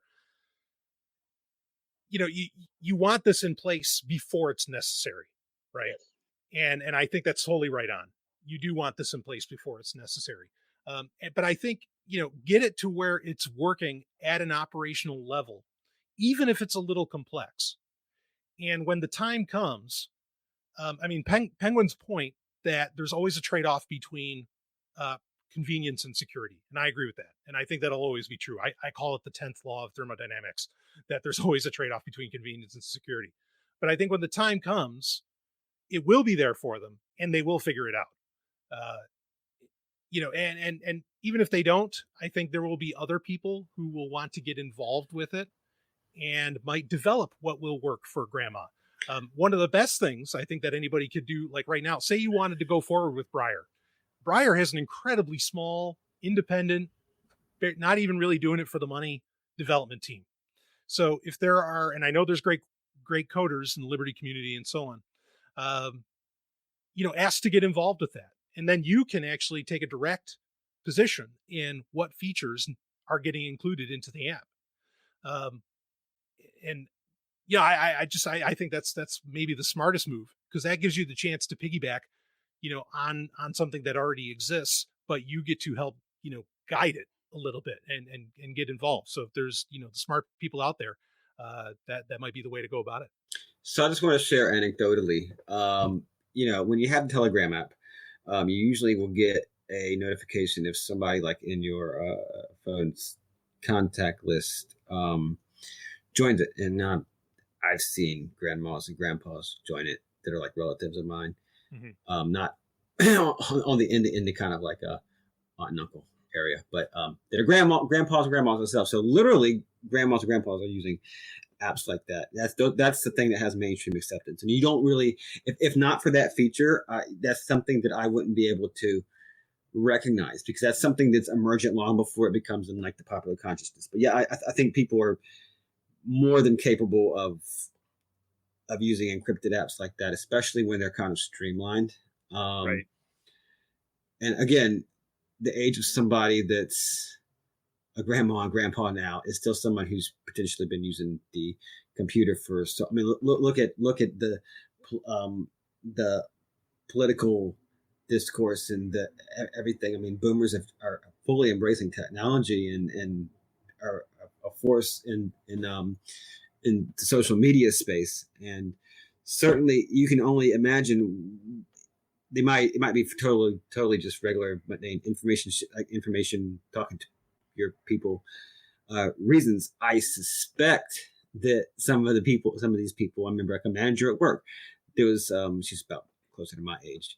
Boom, she joined Telegram, and et cetera, et cetera, et cetera, at my old job. And but a lot of people that I know aren't part of a broadly libertarian kind of mindset, as far as I know, but that maybe they, I suspect a lot of people, are trading different kind of, maybe different kind of substances that may be a gray or black market or illegal on some levels, legal on some on other governmental levels, or maybe they are becoming involved in the counter economy or the like the gray market, like people doing supplements and essential oils and having a nexus with that world without being fully involved with that world.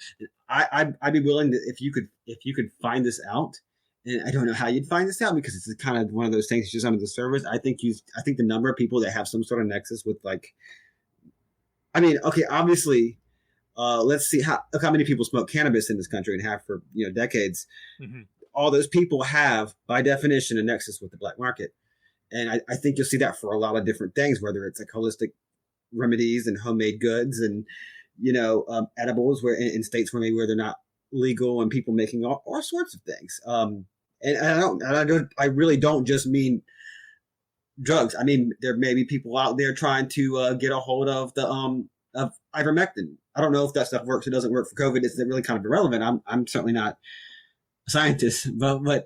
Obviously there's a demand for this stuff, and supply, and right now the demand is outweighing the supply.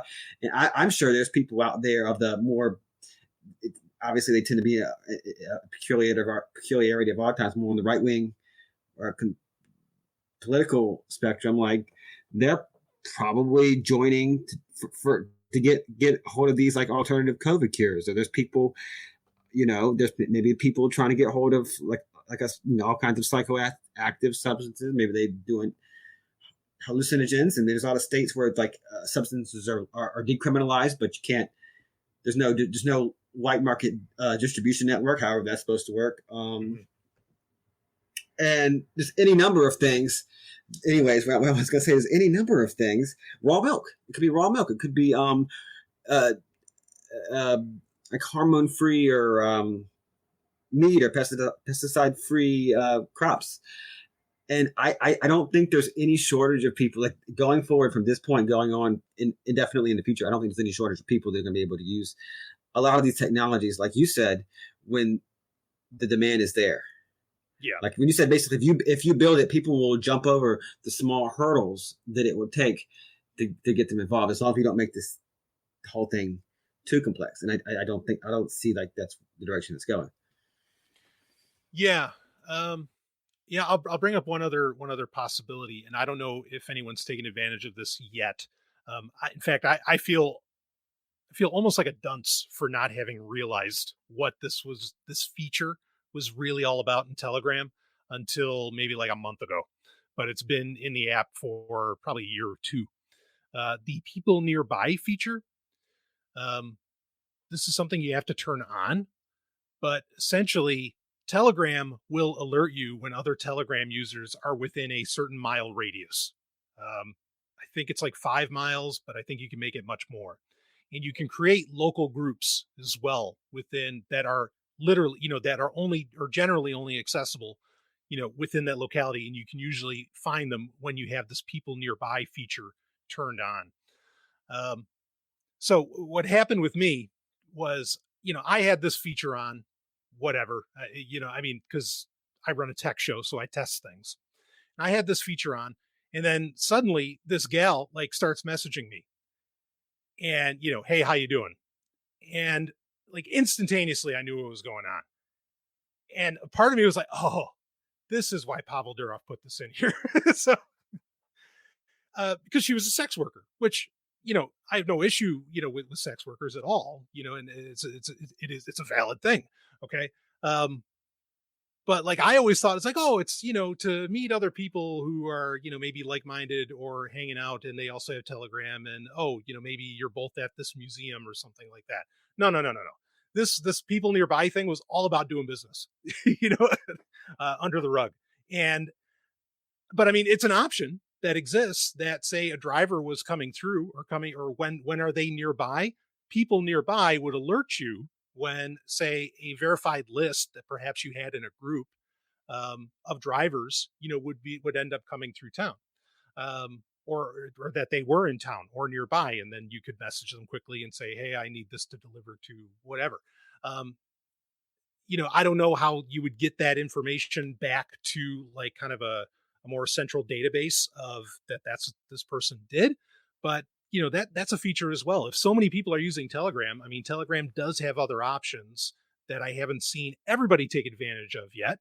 But I'm pretty sure, other things that should not be illegal that maybe are taking advantage of them that are out there. So that's something too. Yeah. Two. I really like that idea of that feature. I really do. A lot of this reminds me of like some stuff that Self 411 was trying to do. I don't know what they are doing now, but they have some features like this. Two issues. One is where basic issue is that like we're trying to figure out where people are going to be in the future, not necessarily are now. Right. So that's something that we have to figure out how to work around or incorporate. But so that's one little hurdle. The other thing is, I don't know how you would verify the person's bona fides or reputation in that, because it could be used by obviously anybody, including people with some sort of people with malicious intent. Yeah, I mean, the drivers would have to be vetted. Like I said, you'd want that to be like a constantly updated list in some other group, or in some channel. But yeah, well, again, that's an area where I think Briar could be a little more interesting, because there is like a verification system built into that where you have to scan QR codes. But of course, if you're that close to the person and they're a malicious actor, that might not be so grand a thing. But that's a possibility as well. Yeah, I'm going to test out that feature though. That Telegram feature, I am going to test that out. I mean, I don't know if you want to share some of your experience. Well, you did. But, yeah, okay. That was my experience, and then frankly, I turned it off because I was like, oh, okay, so that's what this is for. Well, I mean, the internet already has that thing. They're usually bots, right. But I can't imagine IRLs, or maybe they are bots, but IRLs trying to do the same thing. Oh, meet me. I'm in your area. Do you want to hang out? And I can't imagine getting that all the time.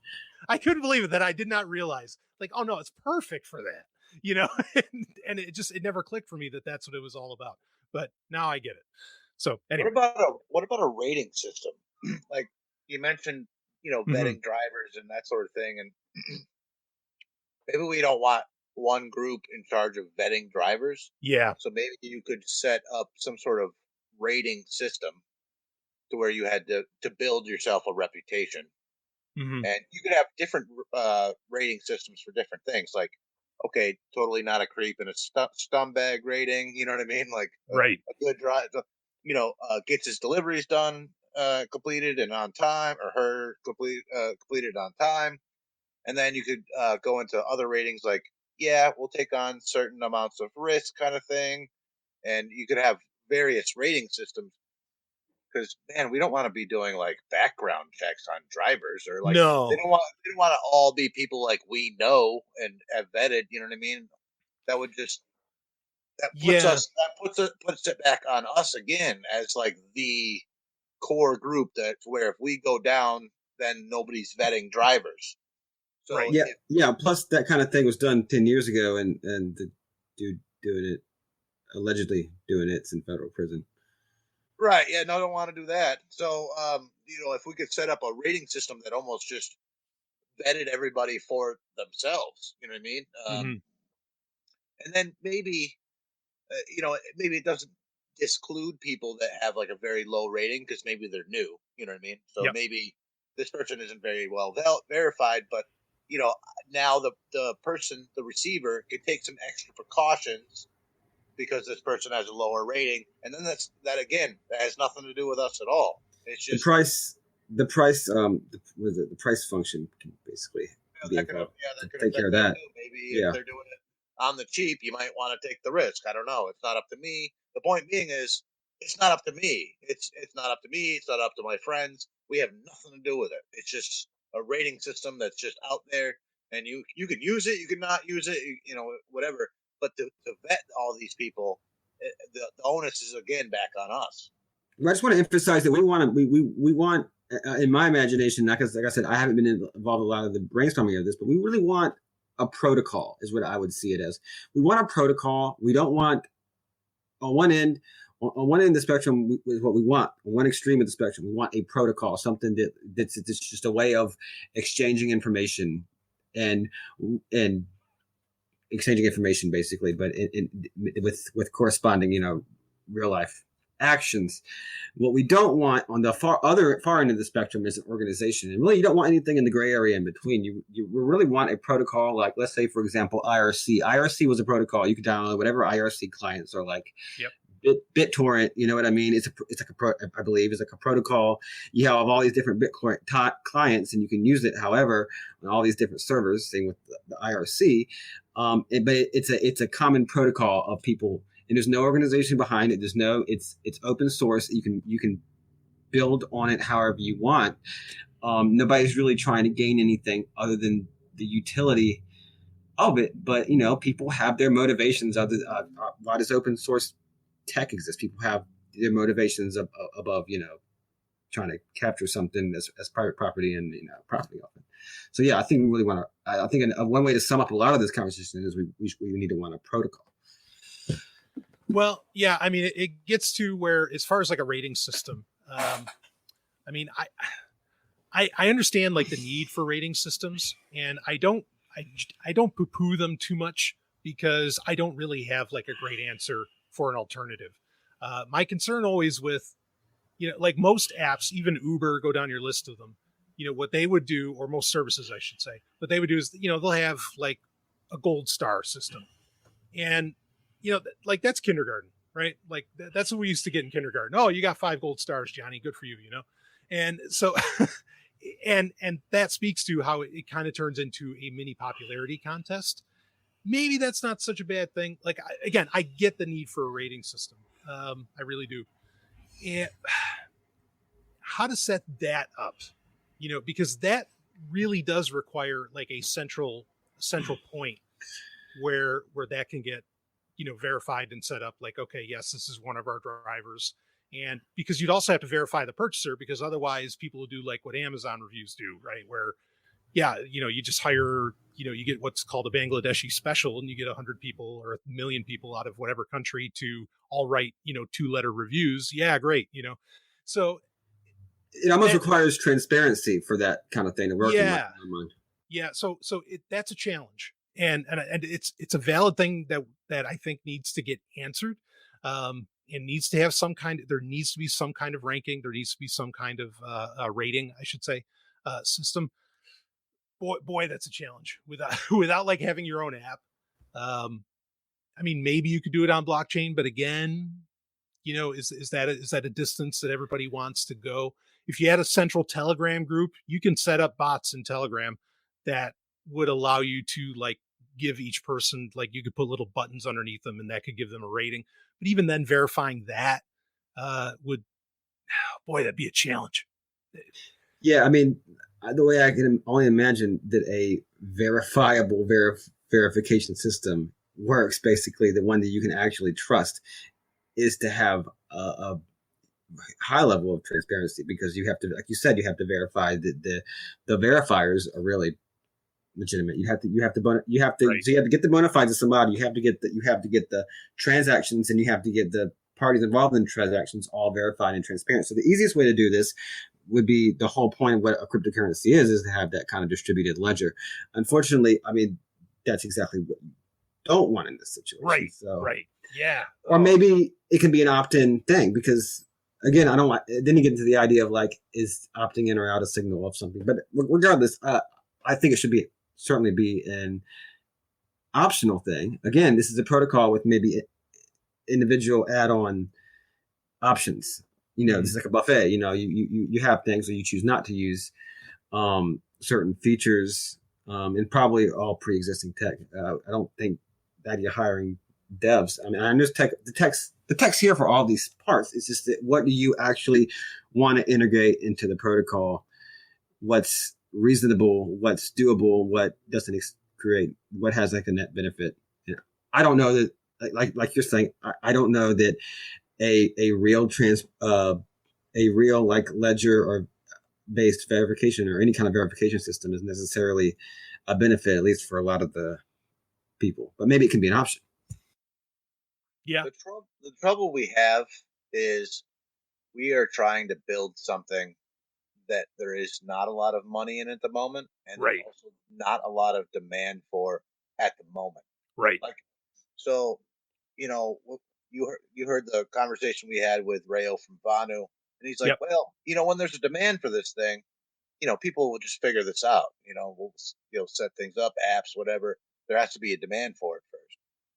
And like I said on that episode, the problem with that is by the time you have a demand for something like this, for this particular thing, it's already too late. So we have like the uphill battle of we need to build this before there is a demand for it, which Yep. means there's like no money in it. There's no devs that want to are going to want to jump into this. Yeah.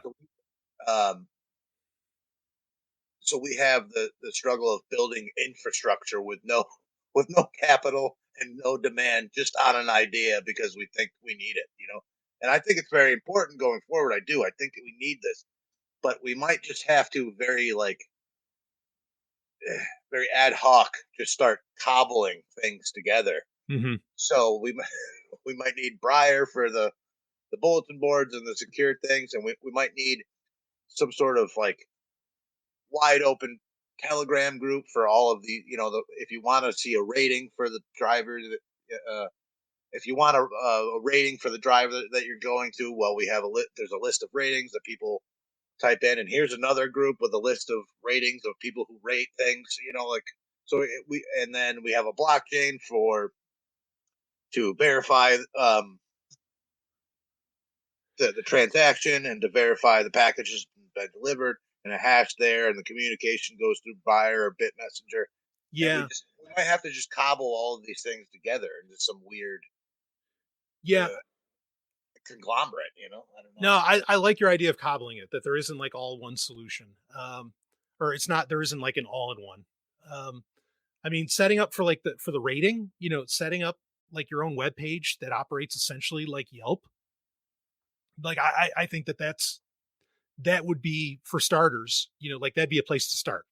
And, somebody could just log into it and they could rate this driver and maybe give the driver number names. I don't know. Because with Briar, you can make up whatever username you want. And then, you would put in, and maybe you could review it and talk about the person. And again, like I said, I get the importance of the rating thing. I mean, the other point I want to bring up is the bias issue, because most of the people who are even willing to leave a rating, usually are like mad, and so like if you're inspired to actually go to a website or like take the extra steps to give somebody a rating, it's usually not like a good thing, unless it was just a mind-blowing experience. And so, that's always a concern for me. Again, I hate bringing up the negatives on it just because I don't have a good answer, and like it's something I've talked about for years on my show on Sovryn Tech. But I don't know the alternative, for doing something that's a little more trustless, or to help build up trust, that goes beyond, again, kindergarten 5 stars. Yeah. So, but I think you're right, Sec, in that it's probably going to be cobbled. It's going to be a bunch of different elements being brought together, until, it's at a critical mass that, developers can come in, or people can come in and make a much cleaner, user experience overall. You're probably right on that.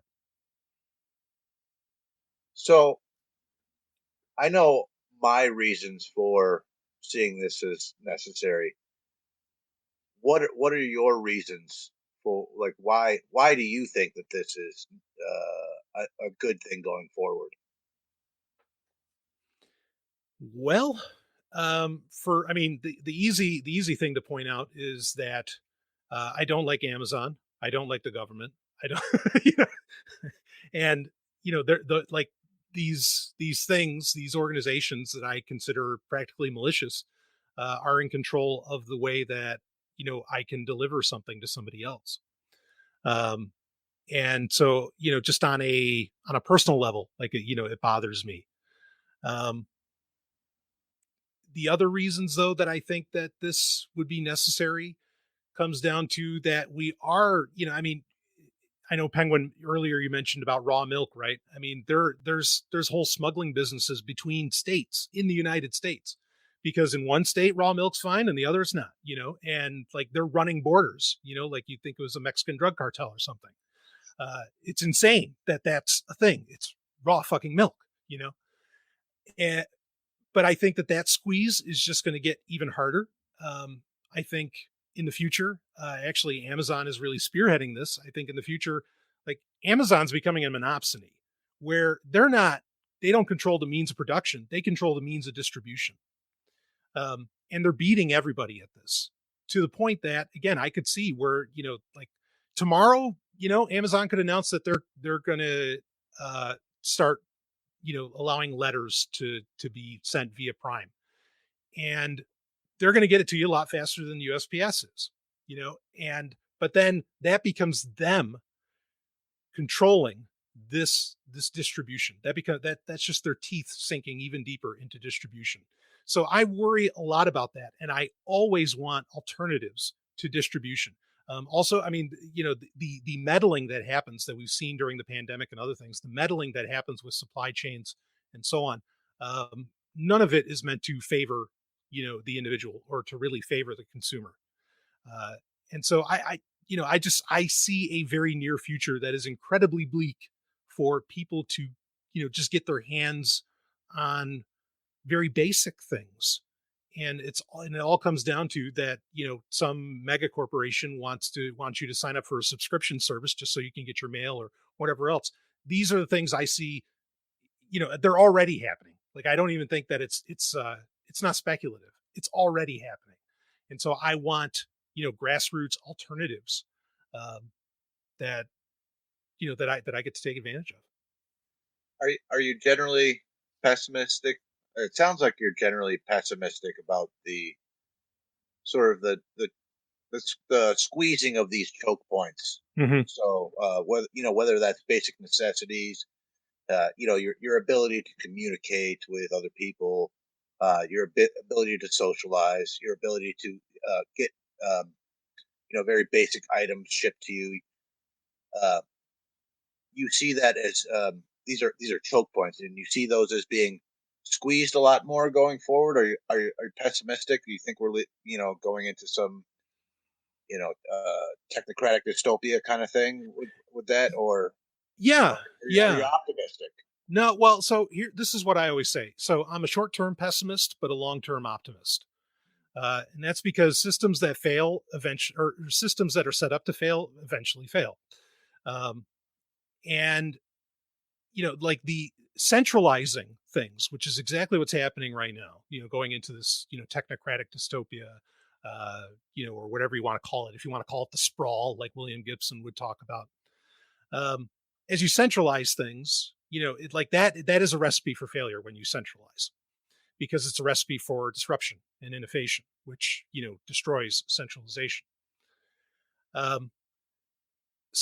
But when those things happen, the problem is that a lot of people become dependent upon these centralized services. And as they become dependent upon it, when it finally fails, you have chaos, and not the good kind, and I don't want that to be that way. Like I want, kind of like Isaac Asimov's Foundation, I want that thing that is ready to allow, a way of life to survive even beyond the collapse of the gigantic galactic empire, right? And this is really key for that. I'm really, like, I'm bothered. I'm genuinely bothered by how many people are so on board with subscription services. And I can tell you for certain, just about every company, at least anyone that's in, your top 500 or that are in your S&P or NASDAQ or whatever, every single one of them wants to get every single person on board with a subscription. And but I don't want to subscribe to things. I don't want to, when I buy something, I want it to be mine. I don't even want to subscribe to getting peas delivered to my door, whatever that happens to be. But we're heading towards a future where everything is subscription based. again, problem is when everything becomes subscription based, it also becomes conscription based, in that you're never even going to have the choice to not work, because you're always going to have to make money, or you're always going to have to make a set amount to pay for the subscription to just, I don't know, get whatever you need at your door, the simplest things. So yeah, we're heading in a really, really ugly direction. I think in the long term, things, the scales will balance, but in the next 50 years, 100 years, I don't like and even shorter, I don't like the direction things are going. So we need these alternatives. All right. Well, I'm going to share some closing thoughts, and then we can start to wrap this up, because we definitely went over our time limit again. But I think we've shared a lot of good information, and I'm really not surprised that a conversation like this is going to go on like 2 hours plus. I think for this to work going forward, the things that you mentioned and the things that we've been talking about on this podcast from the very beginning, the people's dissatisfaction with the structure of the market and the economy, such as what you just touched on, and other things like that, needs to be the fuel to make this a viable thing. It cannot be something that this for two major reasons. There's no way this can be primarily a thing that's directed towards like super niche use or purely black market use. First reason, obviously, is that it's like illegal stuff and it gets you targeted by the cops. Fine, but the second reason is that the economics of it. This needs to be something that can compete with people just doing things in a white and gray market thing on their own, and it needs to compete with other emergent orders, and it needs to compete with the white market, the legit open, what we call the white market, like the corporate structures, the legit registered companies, and that capitalist network nexus. And it needs to compete with them. And I think there is a lot of ways that things are going that aren't exactly suiting everyone's needs the best, or people would want alternatives for either ideological reasons or just for pure practicality reasons. So it needs to be able to compete with those things, because black market transactions always entail usually a very high premium. Whereas to be useful in a white market situation, it has to have a level of convenience and monetary price, costs that actually compete with going through the white market sources. But you also go to like a farmer's market or a local craft goods store stuff, or like even like your supermarket might have a section of like locally produced or produced in your state kind of like food goods. And I've seen all those around here. I could go right up to them. And yeah, there's a premium for that stuff, but there's some really high quality good. I got some locally produced peach butter right here, and I think I got some somewhere. I have some locally produced honey, and I found the peach butter actually. But great stuff, high quality stuff, and I see there's a price label attached to that. Yeah, you're paying a premium for that. People will do that, and you will go out of your way, and you might go drive somewhere, or you might give up some level of convenience to either support local production or support organic, not really the word organic, but naturally produced, handmade kind of foods. Support the local economy, whatever your reason might be. And the market doesn't care what your reason might be. It's just that, are you willing to, engage in transactions in that way and tolerate that level of cost? And if you're able to do that, and I really honestly do think you can. I think there's like an emergent cutting edge of people embracing these kind of technologies under the surface that just hasn't made it into the conscious yet. So if you're able to do that, just to get to my point, I think that this can succeed. But if it remains something that's kind of out of the reach because of cost, whether it's your time or effort or monetary cost, then you have to, it's really going to be limited to a certain niche. But I think it's very, very promising. I really do. And I think that we're closer we're closer to people finding a need for this kind of service in some respects. Maybe not as much in the future, depending on how things go.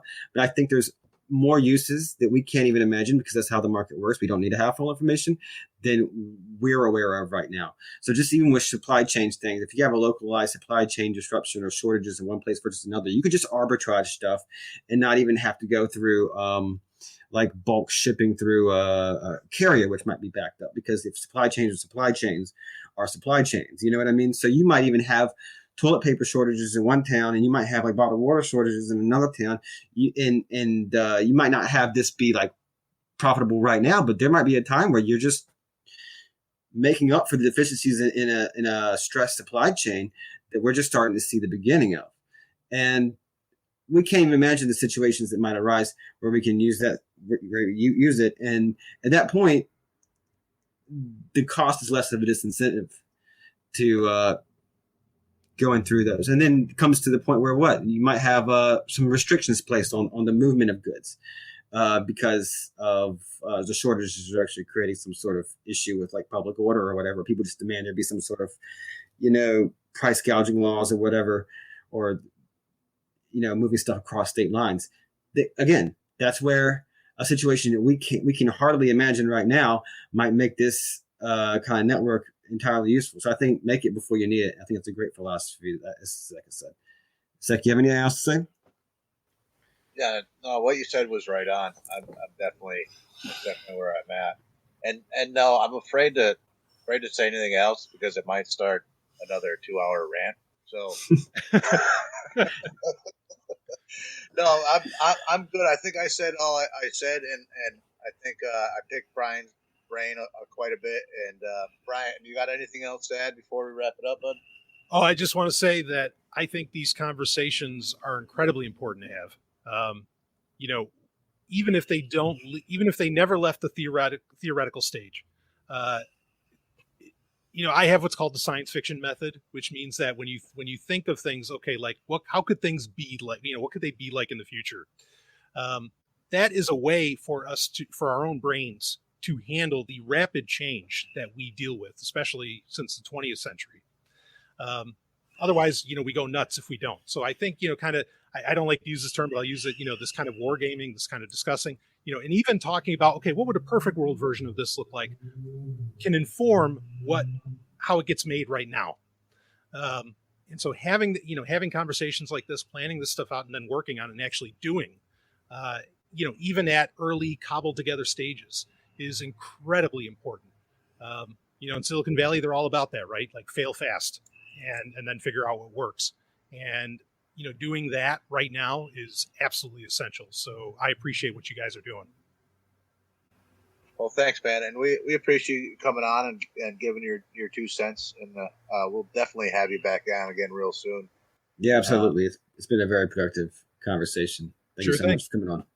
Oh, I don't think we plugged your, so you're over at zog.ninja, right? Is that right? That's well, my you're old over there you're working with Zog to bring down Western civilization. Is that right? Right. I am working to bring down Western civilization, but yeah, no. You can zog.ninja. We'll get you to where we'll get you to me. But sovryntech.com, of course, it's SOVRYN tech, TECH.com. And everything I do is linked there, and thousands of hours of podcasting to enjoy. Yes, I highly recommend. Well, again, man, thanks for coming on. We appreciate what you do, and we appreciate your input on this. My pleasure. My pleasure. All right. Thanks, brother. Peace. All right. Thank you. Peace out. Peace.